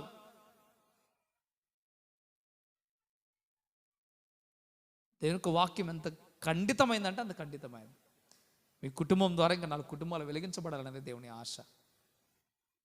సాధారణగాడు గలిబిలు చేయడానికి ప్రయత్నం చేస్తాడు, ఎందుకంటే వింటే నీ కుటుంబం బాగుపడుతుంది కాబట్టి. నీ కుటుంబం బాగుపడటం సాధారణగాడికి ఇష్టం అనుకుంటున్నావా? అస్సలు ఇష్టం ఉండదు. కానీ వినడానికి నువ్వు ఒప్పుకుంటే నీ కుటుంబాన్ని నువ్వు మార్చుకున్నాడు అవుతావు, మార్చుకున్న దానివి అవుతావు.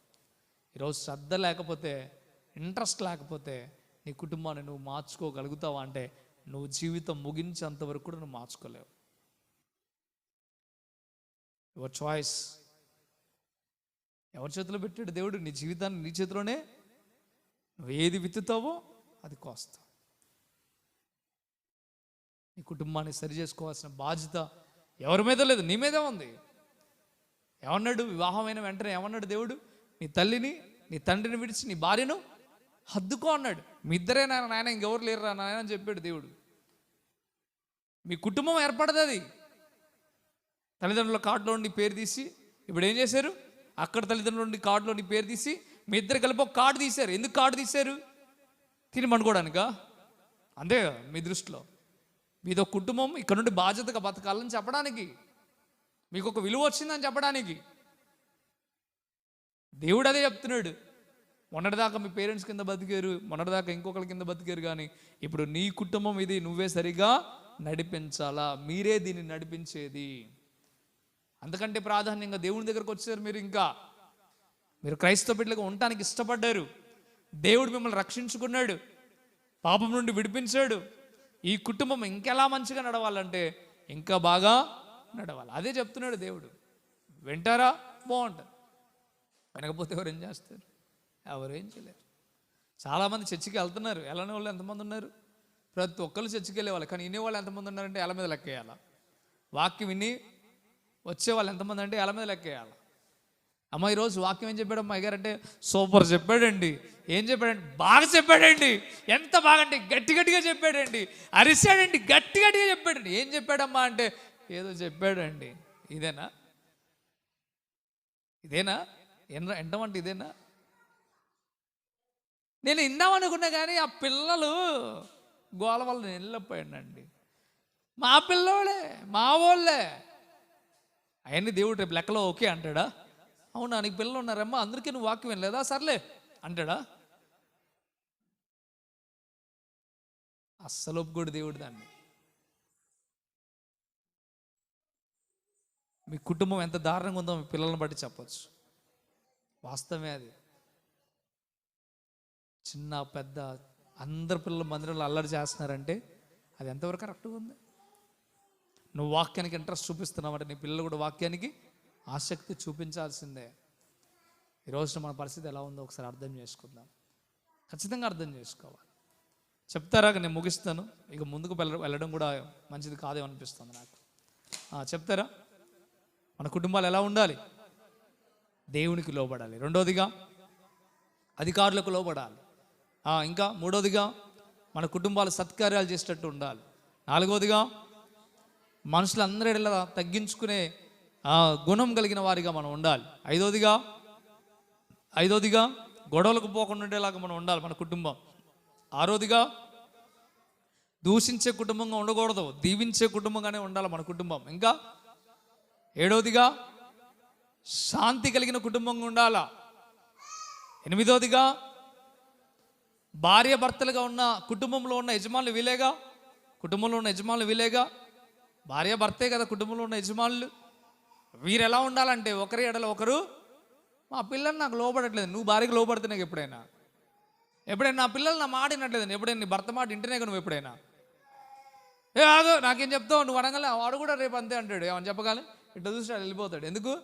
మా అమ్మ విన్నది ఏమన్నా, మా నాన్న ఏమన్నా విన్నాడా చెప్పిన మాట? నేను ఎందుకు వినాలంట? వాస్తవమా కాదా? 100% అదే.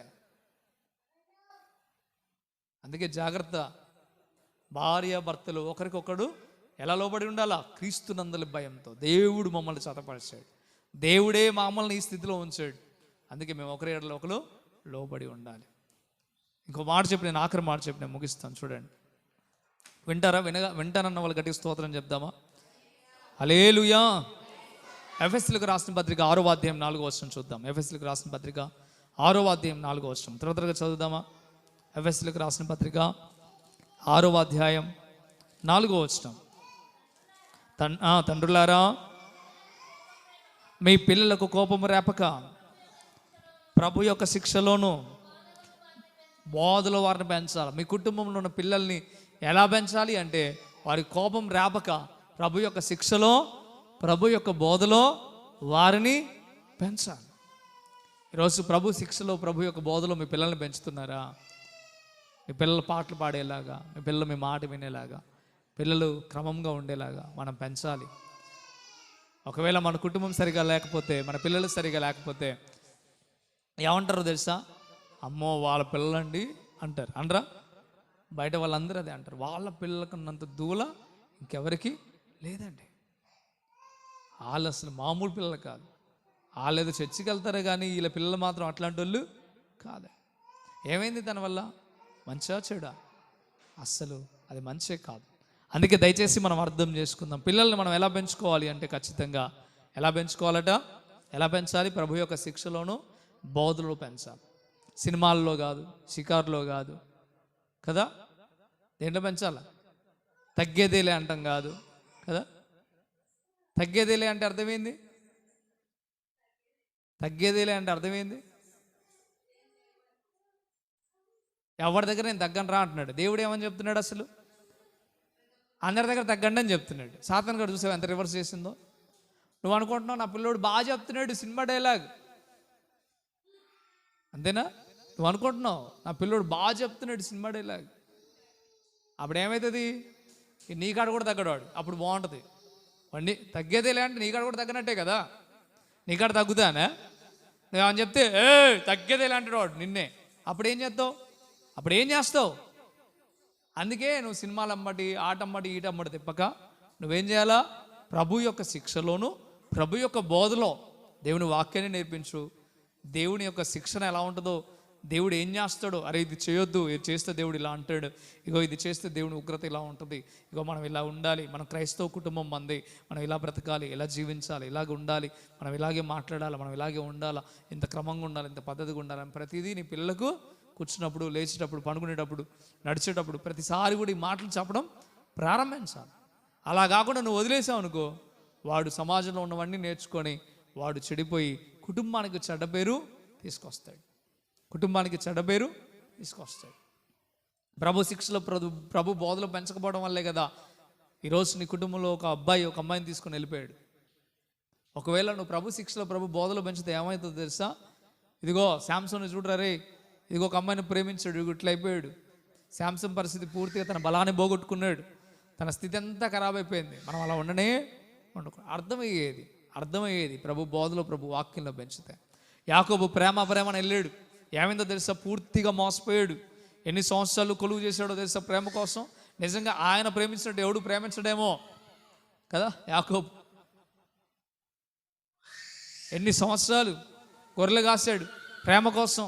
ఆఖరికి తన జీవితం ఏమైందో తెలుసా? తన భార్యే ప్రేమించినామే మోసం చేసి వాళ్ళ అక్కని పంపించింది పడగదిలోనికి. పెళ్ళైంది ఏమవుతో కానీ పడగదిలోకి పంపించిందేమో వాళ్ళ అక్కని, బూజు కళ్ళదాన్ని పంపించారు. మోసం, ప్రేమ వల్ల మోసం వచ్చేస్తుంది అని చెప్పగలుగుతావు. నీకు వాక్యం తెలియదే, నీ పిల్లలకి వాక్యం వద్దే, ఇంకెట్లా? ప్రభు శిక్షలో ప్రభు బోధలు ఎలా పెరుగుతావు? ఈ లోక ప్రేమ అది వ్యర్థమైన ప్రేమ అని ఎప్పుడు చెప్తావు? దేవుని ప్రేమ నీకు తెలిసినప్పుడు చెప్తావు. ఈరోజున ఒక మారు మనం అర్థం చేసుకుందాం. ప్రభు శిక్షలో ప్రభు బోధల్లో పెంచితే అలాంటి స్థితిగతులు. ఒక ఉదాహరణ మీకు చెప్తున్నా, చాలాసార్లు మనం ఈరోజు గమనించాలా.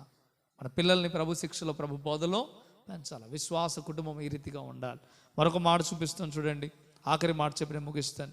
1 తిమోతి 5వ అధ్యాయం 17-20 వచనాలు చూద్దామా? 1 తిమోతి 5వ అధ్యాయం 1 తిమోతి 5వ అధ్యాయం 17-20 వచనాలు చూద్దాం. 1 తిమోతి 5వ అధ్యాయం 17 నుండి. బాగుగా పాలన చేయు పెద్దలను విశేషముగా వాక్యమందును ఉపదేశమందును ప్రయాసపడు వారిని రెట్టింపు సన్మానముకు పాత్రులుగా ఎంచవలెను. ఇక్కడ మనం చూడగలిగితే విశ్వాస కుటుంబం ఏ రీతిగా ఉండాలంటే, బాగుగా పాలన చేయు పెద్దలను, మీ కుటుంబాన్ని కానీ మిమ్మల్ని కానీ బాగుగా పాలన చేసే పెద్దలని, అలాగే విశేషంగా వాక్యమందు ఉపదేశమునందును ప్రయాసపడు వారిని, మీకు వాక్యం చెప్పి నడిపించడానికి కానీ, ఇగో మిమ్మల్ని పద్ధతిగా నడిపించడానికి కానీ కష్టపడే ఉపదేశకుడు అనగా మీ సేవకుడిని ఏం చేయాలట? రెట్టింపు సన్మానములకు పాత్రలుగా ఎంచాలి. రెండొంతులుగా వారికి లోబడి, రెండొంతులుగా వారిని గౌరవించేలాగా మీరు ఉండాలి అని చెప్తున్నాడు. క్రైస్తవ కుటుంబం ఎలా ఉండాలా? పాస్టర్ గారు అంటే లెక్క లేకుండా ఉండాలి కదా. పాస్టర్ గారు అంటే లెక్క లేకుండా ఉండాలి కదా. పాస్టర్ గారు అంటే లెక్క కలిగిన వాళ్ళు ఎంతమంది ఉన్నారు? అది ఏ పాస్టర్ అయినా, ఎవరైనా. ఒకవేళ ఈ సంఘానికి వెళ్ళే వాళ్ళు పక్కన ఉన్న పాస్టర్ గారిని లెక్క చేయరు, అలా ఉండడం కరెక్టా? ఆ సంఘానికి వెళ్ళే వాళ్ళు పక్కన ఉన్న ఇంకొక పాస్టర్ గారిని లెక్క చేయరు, అది కరెక్టా? అస్సలు కరెక్ట్ కాదు. దేవుని వాక్యాన్ని బోధించి 4 కుటుంబాలను సరి చేయడానికి ప్రయత్నించే ప్రతి ఒక్కరిని మనం ఏం చేయాలా? రెట్టింపు సన్మానం చేయాలి, గౌరవించాలా, ఆయనకు లోబడాలి. దేనికి వాక్యం చెప్పబడుతున్న మాట అదే. మిమ్మల్ని బాగుగా పరిపాలన చేయడానికి, మిమ్మల్ని సరైన త్రోవలో నడిపించడానికి, వాక్యాన్ని బాగా ధ్యానం చేసి వాక్యాన్ని బాగా ఉపదేశించి ప్రయాసపడే సేవకులు మీరు ఏం చేయాలా? రెట్టింపు సన్మానం చేయాలి. ఏదో చెప్పాము ఏదో పంపించాము అనకుండా మిమ్మల్ని గట్టిగా నిలబెట్టడానికి, దేవునిలో నిలబెట్టడానికి సిద్ధపడే సేవకులు మీరు ఏం చేయాలంటే రెట్టింపు గౌరవం అనేది ఇవ్వాలి అని దేవునికి వాక్యం చెప్తుంది. ఎవరు చెప్తున్నారు ఈ మాట? అన్యులకా? వాళ్ళు గౌరవిస్తారా పాస్టర్ గారు అంటే? ఎవరు గౌరవిస్తారు? విశ్వాసులుగా ఉండి ప్రభువులో ఉన్న మీరే కదా. అర్థమవుతుందా మీకు? కానీ ఈ రోజున ఎలా మారిపోయిందంటే అన్యులు గౌరవిస్తున్నారు, విశ్వాసం ఉన్న మీరు ఎలా అయిపోయిందంటే పనోడికి పని చెప్పినట్టు చెప్పేస్తారు. లేదంటే ఈజీగా తేలిగ్గా మాటను తీసేస్తారు. ఏదైనా ఒక మాట చెప్తే ఆ మాటను తీసేస్తున్నారా, లేకపోతే ఆ మాట ప్రకారం ఉండడానికి ట్రై చేస్తున్నారా? అయ్యగారు ఒకప్పుడు పని చెప్పేవాడు, ఇప్పుడు అయ్యగారికే పని చెప్పేవాళ్ళుగా తయారైపోయారు. ఒకప్పుడు అయ్యగారు సలహా ఇచ్చేవాడు, ఇప్పుడు అయ్యగారికే సలహాలు ఇచ్చేవాళ్ళుగా తయారైపోయారు. ఒకప్పుడు అయ్యగారికి లోబడి బ్రతికేవాళ్ళు, ఇప్పుడు అయ్యగారే లోబడి బ్రతకాలని కోరుకునే విశ్వాసులు తయారైపోయారు ఈ దినాన. ఎలా అంటే ఎందుకు అలా ఆలోచిస్తున్నారంటే మేమిచ్చే తిని బతుకుతున్నాడనే ఒక దరిద్రమైన ఆలోచన. మీరిచ్చే తిని బతుకుతాడా సేవకుడు? మీరిచ్చేది ఏ పాటికి సరిపోద్ది అంటారు? దేవుని సేవ చేయడానికి సరిపోద్ది అంటారు? మీరిచ్చేది దేవుని సేవకు సరిపోతుందా? సరిపోతుందా? దశంభాగాలు కరెక్ట్గా తీయరు, సరైన కృతజ్ఞత కానుకలు వేయరు, గలపట్లు వేస్తే 10-20 రూపాయలు వేస్తారు, అది కూడా చినిగిన కాగితం వేస్తారు. ఒకసారి మీతో లెక్క ఇప్పిస్తాను నేను, దాంట్లో ఉన్న డబ్బులు. లేదా చల్లని కాగితం అందులోనికి వస్తుంది. మళ్ళా మీరు పైగా తిరిగి ఏమనుకుంటారంటే సేవకుడు మా ద్వారా బతుకుతున్నాడు. మీ ద్వారా సేవకుడు బతుకుతున్నాడా? దేవుని ద్వారా బతుకుతున్నాడా?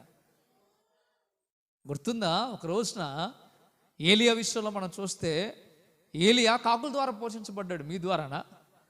ఒక విశ్వాసుల ద్వారా పోషించబడ్డా? దేవుడు తలుచుకుంటే కాకులు సైతం ఆహారం తెచ్చేస్తాయి. అంతేగాక అక్కడ సారెపతి విధవరాలు ఉంది. ఆ విధవరాలు ఇంటికి వెళ్ళినప్పుడు ఆ పరిస్థితి ఎలా ఉంది? విధవరాలు ఇంటి పరిస్థితి ఎలా ఉంది? సేవకుడు ఆ ఇంటికి వెళ్ళినప్పుడు ఫస్ట్ వెళ్ళడం ఆమె కట్లేరుకోవడానికి వచ్చింది. సేవకుడు ఒక అప్పం తెమ్మంటే ఏమని చెప్తుంది ఆమె? ఆ పరిస్థితి చెప్తుంది ఆమె. ఏమని చెప్తుంది? అయ్యా కొంచెమే పిండి, కొంచెమే బుడిలో నూనె ఉంది, ఆఖరి అప్పం చేసుకుని, అప్పములు అనలే, అప్పము ఒకటే రొట్టె ఒకటే చేసుకొని నా బిడ్డ నేను తిని చచ్చిపోదాం అనుకుంటున్నాం. ఎందుకంటే ఇక తినడానికి కూడా మా దగ్గర ఏం లేదు. కరువు, భయంకరమైన కరువు. ఒక్క అప్పంతో తిని చచ్చిపోదాం అనుకున్న ఆ కుటుంబానికి సేవకుని ఇంట్లో చేర్చుకోవడం ద్వారా సేవకుడి ద్వారా ఆ కుటుంబం పోషించబడదా? లేకపోతే ఎందుకు పోషించబడది? సేవకుడు ఆ కుటుంబంలో ఉండడం ద్వారా 3.5 సంవత్సరాలు భయంకరమైన కరువులో ఆ కుటుంబం సమృద్ధిగా పోషించబడదు. ఇప్పుడు చెప్పండి, ఎవరిని పోషించారు? ఎవరిని పోషించారు? సేవకుడు రావడం వల్ల ఆ కుటుంబం పోషించబడ్డదా, లేకపోతే ఆ కుటుంబమే సేవకుని పోషించిందా? కానీ బయట నుండి చూసే వాళ్ళకి ఎలా అనిపిస్తుంది? ఆ కుటుంబమే సేవకుని పోషిస్తుంది అనుకుంటున్నారు. మీరు కూడా ఒకవేళ విశ్వాస జీవితంలో మీరు కూడా అలాగే అనుకుంటున్నారా? బయట వాళ్ళలాగా?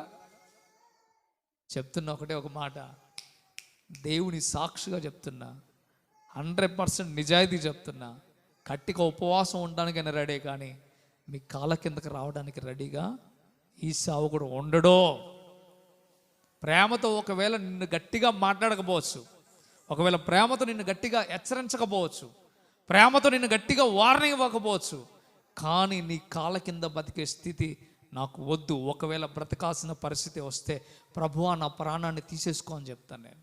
100% ఆ మాట చెప్తాను. దేవుడు సేవకుడు గట్టిగా బోధించేవాడిగానే ఉండాలా? విశ్వాసి విని బాగుపడే స్థితిలోనే ఉండాలా? అంతేగాని మరొక రీతిలో ఉండడానికి వీలు లేదు. ఒకవేళ మీ ఉద్దేశాలు అలా ఉంటే మార్చుకోండి. మార్చుకోకపోతే అది మీకే నష్టం. ఎందుకు గౌరవించట్లేదు అనుకుంటున్నారు? నేను ఇక్కడున్న వాళ్ళని బట్టి చెప్పట్లేదు. లైవ్ ద్వారా చాలామంది వింటున్నారు, ఫేస్బుక్ లైవ్ ద్వారా వింటున్నారు, రేపు యూట్యూబ్లో అప్లోడ్ అవుతుంది, చాలామంది వింటారు. అందరిని ఉద్దేశించి పరిశుద్ధాత్మ దేవుడు చెప్తున్నాడు. ఒకవేళ మిమ్మల్ని అనుకుంటే, ఒకవేళ మీరు ఆ పరిస్థితిలో ఉంటే మిమ్మల్ని అనుకోండి, దాంట్లో తప్పేం లేదు. ఒకవేళ ఆ పరిస్థితులు లేకపోతే సంతోషించండి లేనందుకు. మేము సన్మానిస్తున్నాం. ఒకప్పుడు నువ్వు దశమ భాగం సమృద్ధికి ఇచ్చేవాడు, ఈరోజు ఇస్తున్నావా? నువ్వు అనడానికి పోషిస్తున్నా అనడానికి ఒకప్పుడు ప్రతి భాగం తెచ్చేవాడు, పసుపులో ఉండి, ఉప్పులో ఉండి, దాంట్లో ఉండి, దీంట్లో ఉండి, దాంట్లో ఉండి, దీంట్లో అన్నిట్లో నువ్వు తెచ్చేవాడు. ఈరోజు తెస్తున్నావా? ఒకరోజు ఇచ్చే విషయంలో నువ్వు ముందుండేదానివి. ఈరోజు ఉన్నావా? ఏమైపోయింది? అయినా సేవకుడిని దేవుడు తల వంచుకునేలాగా బ్రతకనేవాళ్ళే. దేవుడికి బాధ్యత అప్పచెప్పాడు. మంచి ఆహార పదార్థాల్లో సేవకునికి భాగం ఇమ్మని. భాగం ఇస్తున్నారా? కడుపు నిండా లోట తినేస్తావు, నీకోసం మాత్రం పాస్టర్ గారు ఉపవాసం ఉండి ప్రార్థన చేయాలి. అయ్యగారు కడుపు ఎందుకో గలిబిలిగా ఉంది, అయ్యగారు కొంచెం ప్రార్థన చేయండి. ఎందుకు గలిబిలిగా ఉంది? దొరికిందే సందని మొత్తం గుమ్మేసినావు, పాస్టర్ గారు మాత్రం ఉపవాసం ఉండి నీకోసం ప్రార్థన చేయాలి కదా? అవునే కదా? నేను అందరి సేవకుల గురించి మాట్లాడలేదు, ఇక్కడ రాసి ఉన్న మాటను బట్టి చెప్తున్నా. ఏమంటున్నాడు? ఇదిగో విశేషముగా వాక్యమందు ఉపదేశించుటకు ప్రయాసపడేవారిని. విశేషముగా వాక్యం ఉపదేశించడానికి ప్రయాసపడ. నీకు వాక్యం చెప్పడానికి ఎంత కష్టపడాలో నీకు తెలుసా? ఈ వాక్యం ఉపదేశించడానికి ఎంత టైం తీసుకుంటారో తెలుసా? ఈ వాక్యం చెప్పబడాలంటే ప్రతి క్షణం వాక్యం గురించి ఆలోచించాల్సిన విషయం నీకు తెలుసా?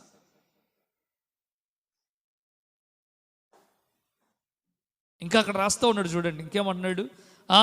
రెట్టింపు సన్మానము పాత్రలుగా ఎంచవలెను. ఇందుకు ఉదాహరణ చెప్తున్నాడు. ఇందుకు నూడ్చేటి ఎద్దు మూతికి చిక్కము. నూడ్చే ఎద్దు, నీకోసం కష్టపడే ఎద్దు చిక్కానికి నువ్వు ఏం చేస్తున్నావు? మూతికి చిక్కం వేసేస్తున్నావు. నీకోసం పనిచేస్తే ఎవరి కోసం పనిచేస్తున్నాడు పాస్టర్ గారు? ఆయన కోసమా? సేవకుడు ఎవరి కోసం పనిచేస్తున్నాడు? విశ్వాసులారా గమనించండి. ఎవరి కోసం పనిచేస్తున్నాడు? ఆయన కోసం, ఆయన కుటుంబం కోసమా? అలా అనుకుంటే ఉద్యోగం చేస్తే నెలకి ఎన్ని వస్తాయి? 50,000 సంపాదించే వాళ్ళు ఉన్నారు. నాలాంటి వాడైతే ఎంత ఆశో, మా అమ్మ మా నాన్న విమానంలో తిప్పాలని ఆశ. దేవుని చెత్తం. అది ఎప్పుడు కోరుకున్న కోరిక అంటే కష్టపడి పనిచేసే రోజుల్లో కోరుకున్న కోరిక. అర్థమవుతుందా? మంచి కారు కొనుక్కోవాలి, మంచి బిల్డింగ్ కట్టాలా, రాజాగా నా కుటుంబాన్ని నిలబెట్టుకోవాలనే కోరిక. నేను 6th 7th చదివేటప్పుడే ఎండాకాలం సెలవుల్లో నేను రోజుకు 2,000 రూపాయలు సంపాదించిన రోజులు ఉన్నాయి. 6th 7th చదివేటప్పుడు నా కింద 10 మంది పని వాళ్ళని పెట్టుకున్న రోజులు ఉన్నాయి, స్కూల్ పబ్లిసిటీ వర్క్ చేస్తాం. ఆ తర్వాత కొంతకాలం తర్వాత కరెంట్ షాక్ కొట్టింది. అదే వర్క్ విషయంలో దేవుడు నా జీవితాన్ని ఇలా మలుపు తిప్పేశాడు. నా కోసం పనిచేయమని దేవుడు చెప్పాడు, నా కోసం బ్రతకమని దేవుడు చెప్పాడు. చావాల్సిన నన్ను దేవుడు బతికించుకొని ఆయన పనిచేయడానికి దేవుడు నన్ను చేశాడు. ఆనేపురం పోనంటే పోనని నేను చెప్పాను. ఆనేపురం ఏముందని ఆనేపురం పోవాలి, నేను రోనంటే దేవుడు ఎన్నోసార్లు ప్రేరేపించాడు. ప్రార్థన చేసే ప్రతిసారి ప్రేరేపించాడు, నువ్వు ఆనేపురంలో సేవ చేయి, ఇక్కడ వద్దు, ఖమ్మంలో వద్దు, ఆనేపురంలో సేవ చేయి, ఆనేపురం వెళ్ళు. నన్ను ప్రేరేపిస్తుంటే నేను లొంగకపోయేసరికి ఏమైందో తెలుసా? నాకు మా నాన్నకే విభేదాన్ని తెచ్చాడు దేవుడు. వాక్యం విషయంలో కానీ, మాట్లాడుకునే విషయాల్లో కానీ, వేరే విషయాల్లో కాదు, వాక్యం విషయాల్లోనే. ఎంత సర్దుకున్నా సర్దుబాటు కావట్లేదు కొన్నిసార్లు. అంటే ఉండొద్దు నువ్వు, అంతే, దేవుని చిత్తం అది. ఉండొద్దు నువ్వు. చూస్తే ఏ టైంలో వచ్చినా తెలుసా? దిక్కు మొక్కు లేకుండా కరోనా టైంలో వచ్చేసాను నేను. రేపు లాక్డౌన్ అంటే వచ్చేసాను నేను, అంతేనా? పూర్తిగా. అప్పటిదాకా వచ్చిపోతున్నా మా అమ్మ మా నాన్న పంపిద్దాంలే అనుకున్నా నేను. దేవుడు అంతా రివర్స్ చేసేసాడు. ఎందుకు ఈ మాట మీకు చెప్తున్నా తెలుసా? బతకాలి, నేను సంపాదించాలని ఆశ. అప్పుడు దేవుడు దాన్ని మొత్తం తిప్పేశాడు. పల్లెటూరులో నువ్వు బతకన్నాడు దేవుడు, అంతే. పల్లెటూరులుగా మారుమూల ప్రాంతాలను నువ్వు బతకని చెప్పేశాడు. ఉన్నది ఊడిపోయినా బతకాల్సిన పరిస్థితి వచ్చింది. అంగన్వాడీ స్కూల్లో బ్రతకాల్సిన పరిస్థితి వచ్చేసింది. దేన్ని బట్టయ్యా? ఎవరి కోసం? నా కోసం అయితే నేను అక్కడ ఉందును, మీకోసం మంద దగ్గర కాపుగా ఉండడానికి. ఎంతమంది సేవకులు కొంతమంది వచ్చిపోతూ ఉన్నారు ఊర్లో సువార్త చేయడానికి. ఎందుకు ఉండరు? అదే ప్రాంతంలో ఉండలేక బతుకు తెరువుకి ఇబ్బంది అయ్యి, అంతేనా? కానీ తిన్నా తినకపోయినా ఎండుకొని మీ పక్కన ఎందుకు ఉండాలి? అర్ధరాత్రి నువ్వు ఫోన్ చేస్తే ఎందుకు రెస్పాన్స్ అవ్వాలా? నీకు ఆరోగ్యం బాగోపోతే నా డబ్బులు పెట్టుకొని నీ దగ్గరికి ఎందుకు రావాలా? నీకు ఇబ్బంది అయితే నీ వెనక నేను ఎందుకు రావాలా? ఎందుకయ్యా అంటే మీకోసం బతుకుతున్నాడు సేవకుడు. నా గురించి చెప్పట్లే, నమ్మకంగా ఉన్న వాళ్ళ గురించి చెప్తున్నా నేను. నమ్మకంగా ఉన్న వాళ్ళ గురించి చెప్తున్నా. నీకు ఏ ఇబ్బంది అయినా నా బిడ్డకు ఇబ్బంది అయిద్దని, నీకు ఏ ఇబ్బంది అయినా నా కొడుకు ఇబ్బంది అయిందని నీ గురించి ఎందుకు ఏడవాలి? ఎందుకు పశ్చాత్తాపడాలి? ఒకటే దేవుడు చెప్తున్న మాట, ఇవన్నీ చేస్తే నువ్వు చేసేది ఏందో తెలుసా? కనీసం గౌరవం కూడా నువ్వు ఇవ్వట్లే. అందుకే అంటున్నాడు, విశ్వాసులారా మీరు గుర్తుపెట్టుకోండి, రెట్టింపు సన్మానము మీరు సేవకునికి ఇవ్వాలి. రెట్టింపు గౌరవం మీరు సేవకునికి ఇవ్వాలి. సేవకుడు అలా వెళ్తుంటే ఒక్క రోడ్ అంటున్నాడు, బోడోడా బోడోడా ఎక్కిరించాడు. ఆయనకు బట్టలు ఉంది, బోడోడా బోడోని ఎక్కిరిస్తే అడవిలో ఉండి ఎలుగుబంటి వచ్చాట, రెండుగా చీల్చి తినేసిందట. అది మన పాత నిబంధనలో మనం చూస్తాం. ఎందుకయ్యా అంటే దేవుడు ఊరుకోడు, రెట్టింపు సన్మానం ఇవ్వాలి. ఆయన కొరకు పనిచేసే వాళ్ళ కొరకు దేవుడు ఓర్చుకుంటాడు అనుకుంటున్నావా, ఊకుంటున్నాడు అనుకుంటున్నావా? అస్సలు కూడా ఖచ్చితంగా ఆయన చూస్తాడు, వాళ్ళ పక్షాన్ని యాజమాడతాడు. సేవకు నుండి వచ్చే ప్రతి ఒక్క నోటి మాటను దేవుడు ఏం చేస్తా అన్నాడు? రూటి పరుస్తా అన్నాడు. ఏం చేస్తాడు? నేను చేస్తా అన్నాడు. ఖచ్చితంగా నేను చేస్తా అన్నాడు. నీ కుటుంబాన్ని బట్టి సేవకుడు ఒక మంచి మాట పలికేలాగా నువ్వు తయారవ్వాలి. నీ కుటుంబాన్ని బట్టి సేవకుడు ఒక మంచి మాట, అయ్యా నా కుటుంబాన్ని ఒకసారి దీవించవా అని అడిగేలాగా తయారవ్వాలి. ఒకసారి నా ఇంటికి వచ్చి ప్రార్థన చేయవా అనేలాగా నువ్వు తయారవ్వాలి. నా కుటుంబం గురించి ఒక మంచి మాట చెప్పవా అని అడిగేలాగా నువ్వు తయారవ్వాలి. నీకు అసలు సేవకుడు అంటే లెక్కలేదు. నువ్వెలా అడుగుతావు? అవసరమైతే సేవకుడిని దబాయిస్తావు. విశ్వాస కుటుంబం ఆ రీతిగా ఉండకూడదు. ఎలా ఉండాలట? అక్కడే రాస్తా ఉన్నాడు. ఎలా ఉండాలట? సేవకునికి రెట్టింపు సన్మానము ఇచ్చేవాడిగా ఉండాలి. అందుకే అంటున్నాడు అక్కడ చూడండి, నూరు చేటు ఎద్దుకి మూతికి ఏం చేయవద్దట? చిక్కము వేయవద్దని లేఖనములు చెప్పుచున్నాయి. పనివాడు తన జీతానికి పాత్రుడు. నువ్వు అనుకుంటున్నావు నేను ఇస్తే అంటున్నాడు, నేను ఇస్తే అంటున్నాడు. అది నాకు వచ్చే జీతం. చాలామంది అంటారు, పాస్టర్లు చాలామంది అన్యులు అంటారు, తెలియని వాళ్ళు ఏమంటారు తెలుసా? దశం భాగాలు తింటారు, అది తింటారు, ఇది తింటారు.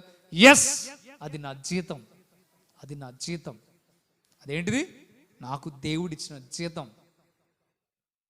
నా జీతాన్ని నలుగురికి ఉపయోగపడేలాగా తయారు చేస్తా, అవసరమైతే నేనే తింటా. అవునా కదా? అది హక్కుందా లేదా? దానికి ఎవడో ప్రశ్నించాల్సిన అవసరం లేదో. అది నా జీతం. నేను మందను మేపుతున్నా, నేను దేవుని మందను కాపలా కాస్తున్నా, దేవుని మందను పరలోక రాజ్యం కొరకు సిద్ధపాటు చేస్తున్నా. దేవుడు నాకు నా కుటుంబానికి ఇచ్చిన జీతం అది అనడానికి ఎవడికి హక్కు? తెలియనోడు అంటాడు బయటోడు. మరి నువ్వు కూడా అలాంటి నిర్ణయమే కలిగి ఉన్నావా? అలాంటి ఆలోచన కలిగి ఉన్నావా? అందుకే దేవునికి ఇవ్వడం మానేసావా? మీకు ఒక మాట చెప్పన, వాక్యాన్ని సరిగా ఉపదేశించేవాడు, వాక్యాన్ని సరిగా పట్టుకున్నవాడు ఆ డబ్బు తినడానికి కూడా ఇష్టపడ్డాడు. ఒకవేళ తింటే ఎంత తింటాడేమో కానీ మొత్తం నేనే తినాలనుకోడు, ఆస్తులు కూడా పెట్టుకోవాలనుకోడు, నేను ఇది కావాలి అది కావాలనుకోడు. దేవుని సేవకే ఉపయోగిస్తాడు. ఆనేపురంలో చాలా చిన్న సంఘం, ఈ సంఘం తిప్పి కొడితే 10 మంది 20 మంది కూడా లేని కుటుంబాలు ఒక మొత్తమే చూస్తే. కానీ ఇక్కడ వెత్తబడుతున్న ప్రతి ఒక్క రూపాయి దేవుని పని కొరకు వాడబడతా ఉంది. నిజంగా గొప్ప గొప్ప సంఘాల్లో లేని వస్తువులని దేవుడు మన సంఘంలో దేవుడు ఏర్పాటు చేస్తూ ఉన్నాడు. ఆమేన్. ఎన్నో మీటింగ్స్ మనం పెట్టుకుంటున్నాం, ఎన్నో చోట్లకి వెళ్ళి మనం ఖర్చు పెడుతున్నాం కొంతమంది కోసం. ఎలా? దేవుడికి ఇచ్చిన ప్రతి సొమ్ము న్యాయంగా యథార్థంగా వాడబడుతుంది కనుక. విశ్వాసులారా జాగ్రత్త, గమనించండి, అర్థం చేసుకోండి.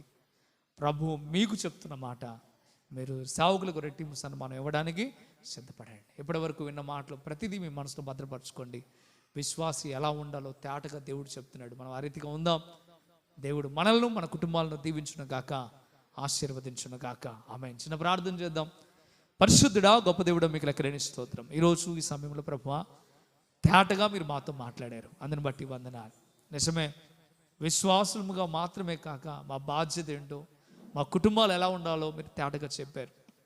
నిజమేనైనా మా కుటుంబం ప్రభా నీకు లోబడాలి నాయనా, నీకు లోబడే కుటుంబంగా మేము ఉండాలి అయ్యా. మా కుటుంబం ప్రభా అధికారులకు లోబడాలి ప్రభా, అయ్యా అధికారులకు లోబడే కుటుంబంగా మేము ఉండాలి అయ్యా. మా కుటుంబం ప్రభా అయ్యా మనుషులందరూ ఇలా సాత్వికం కలిగిన కుటుంబంగా మేము ఉండాలి అయ్యా. ఆ రీతిగా మేము ఉండడానికి సహాయం దయచేయండి.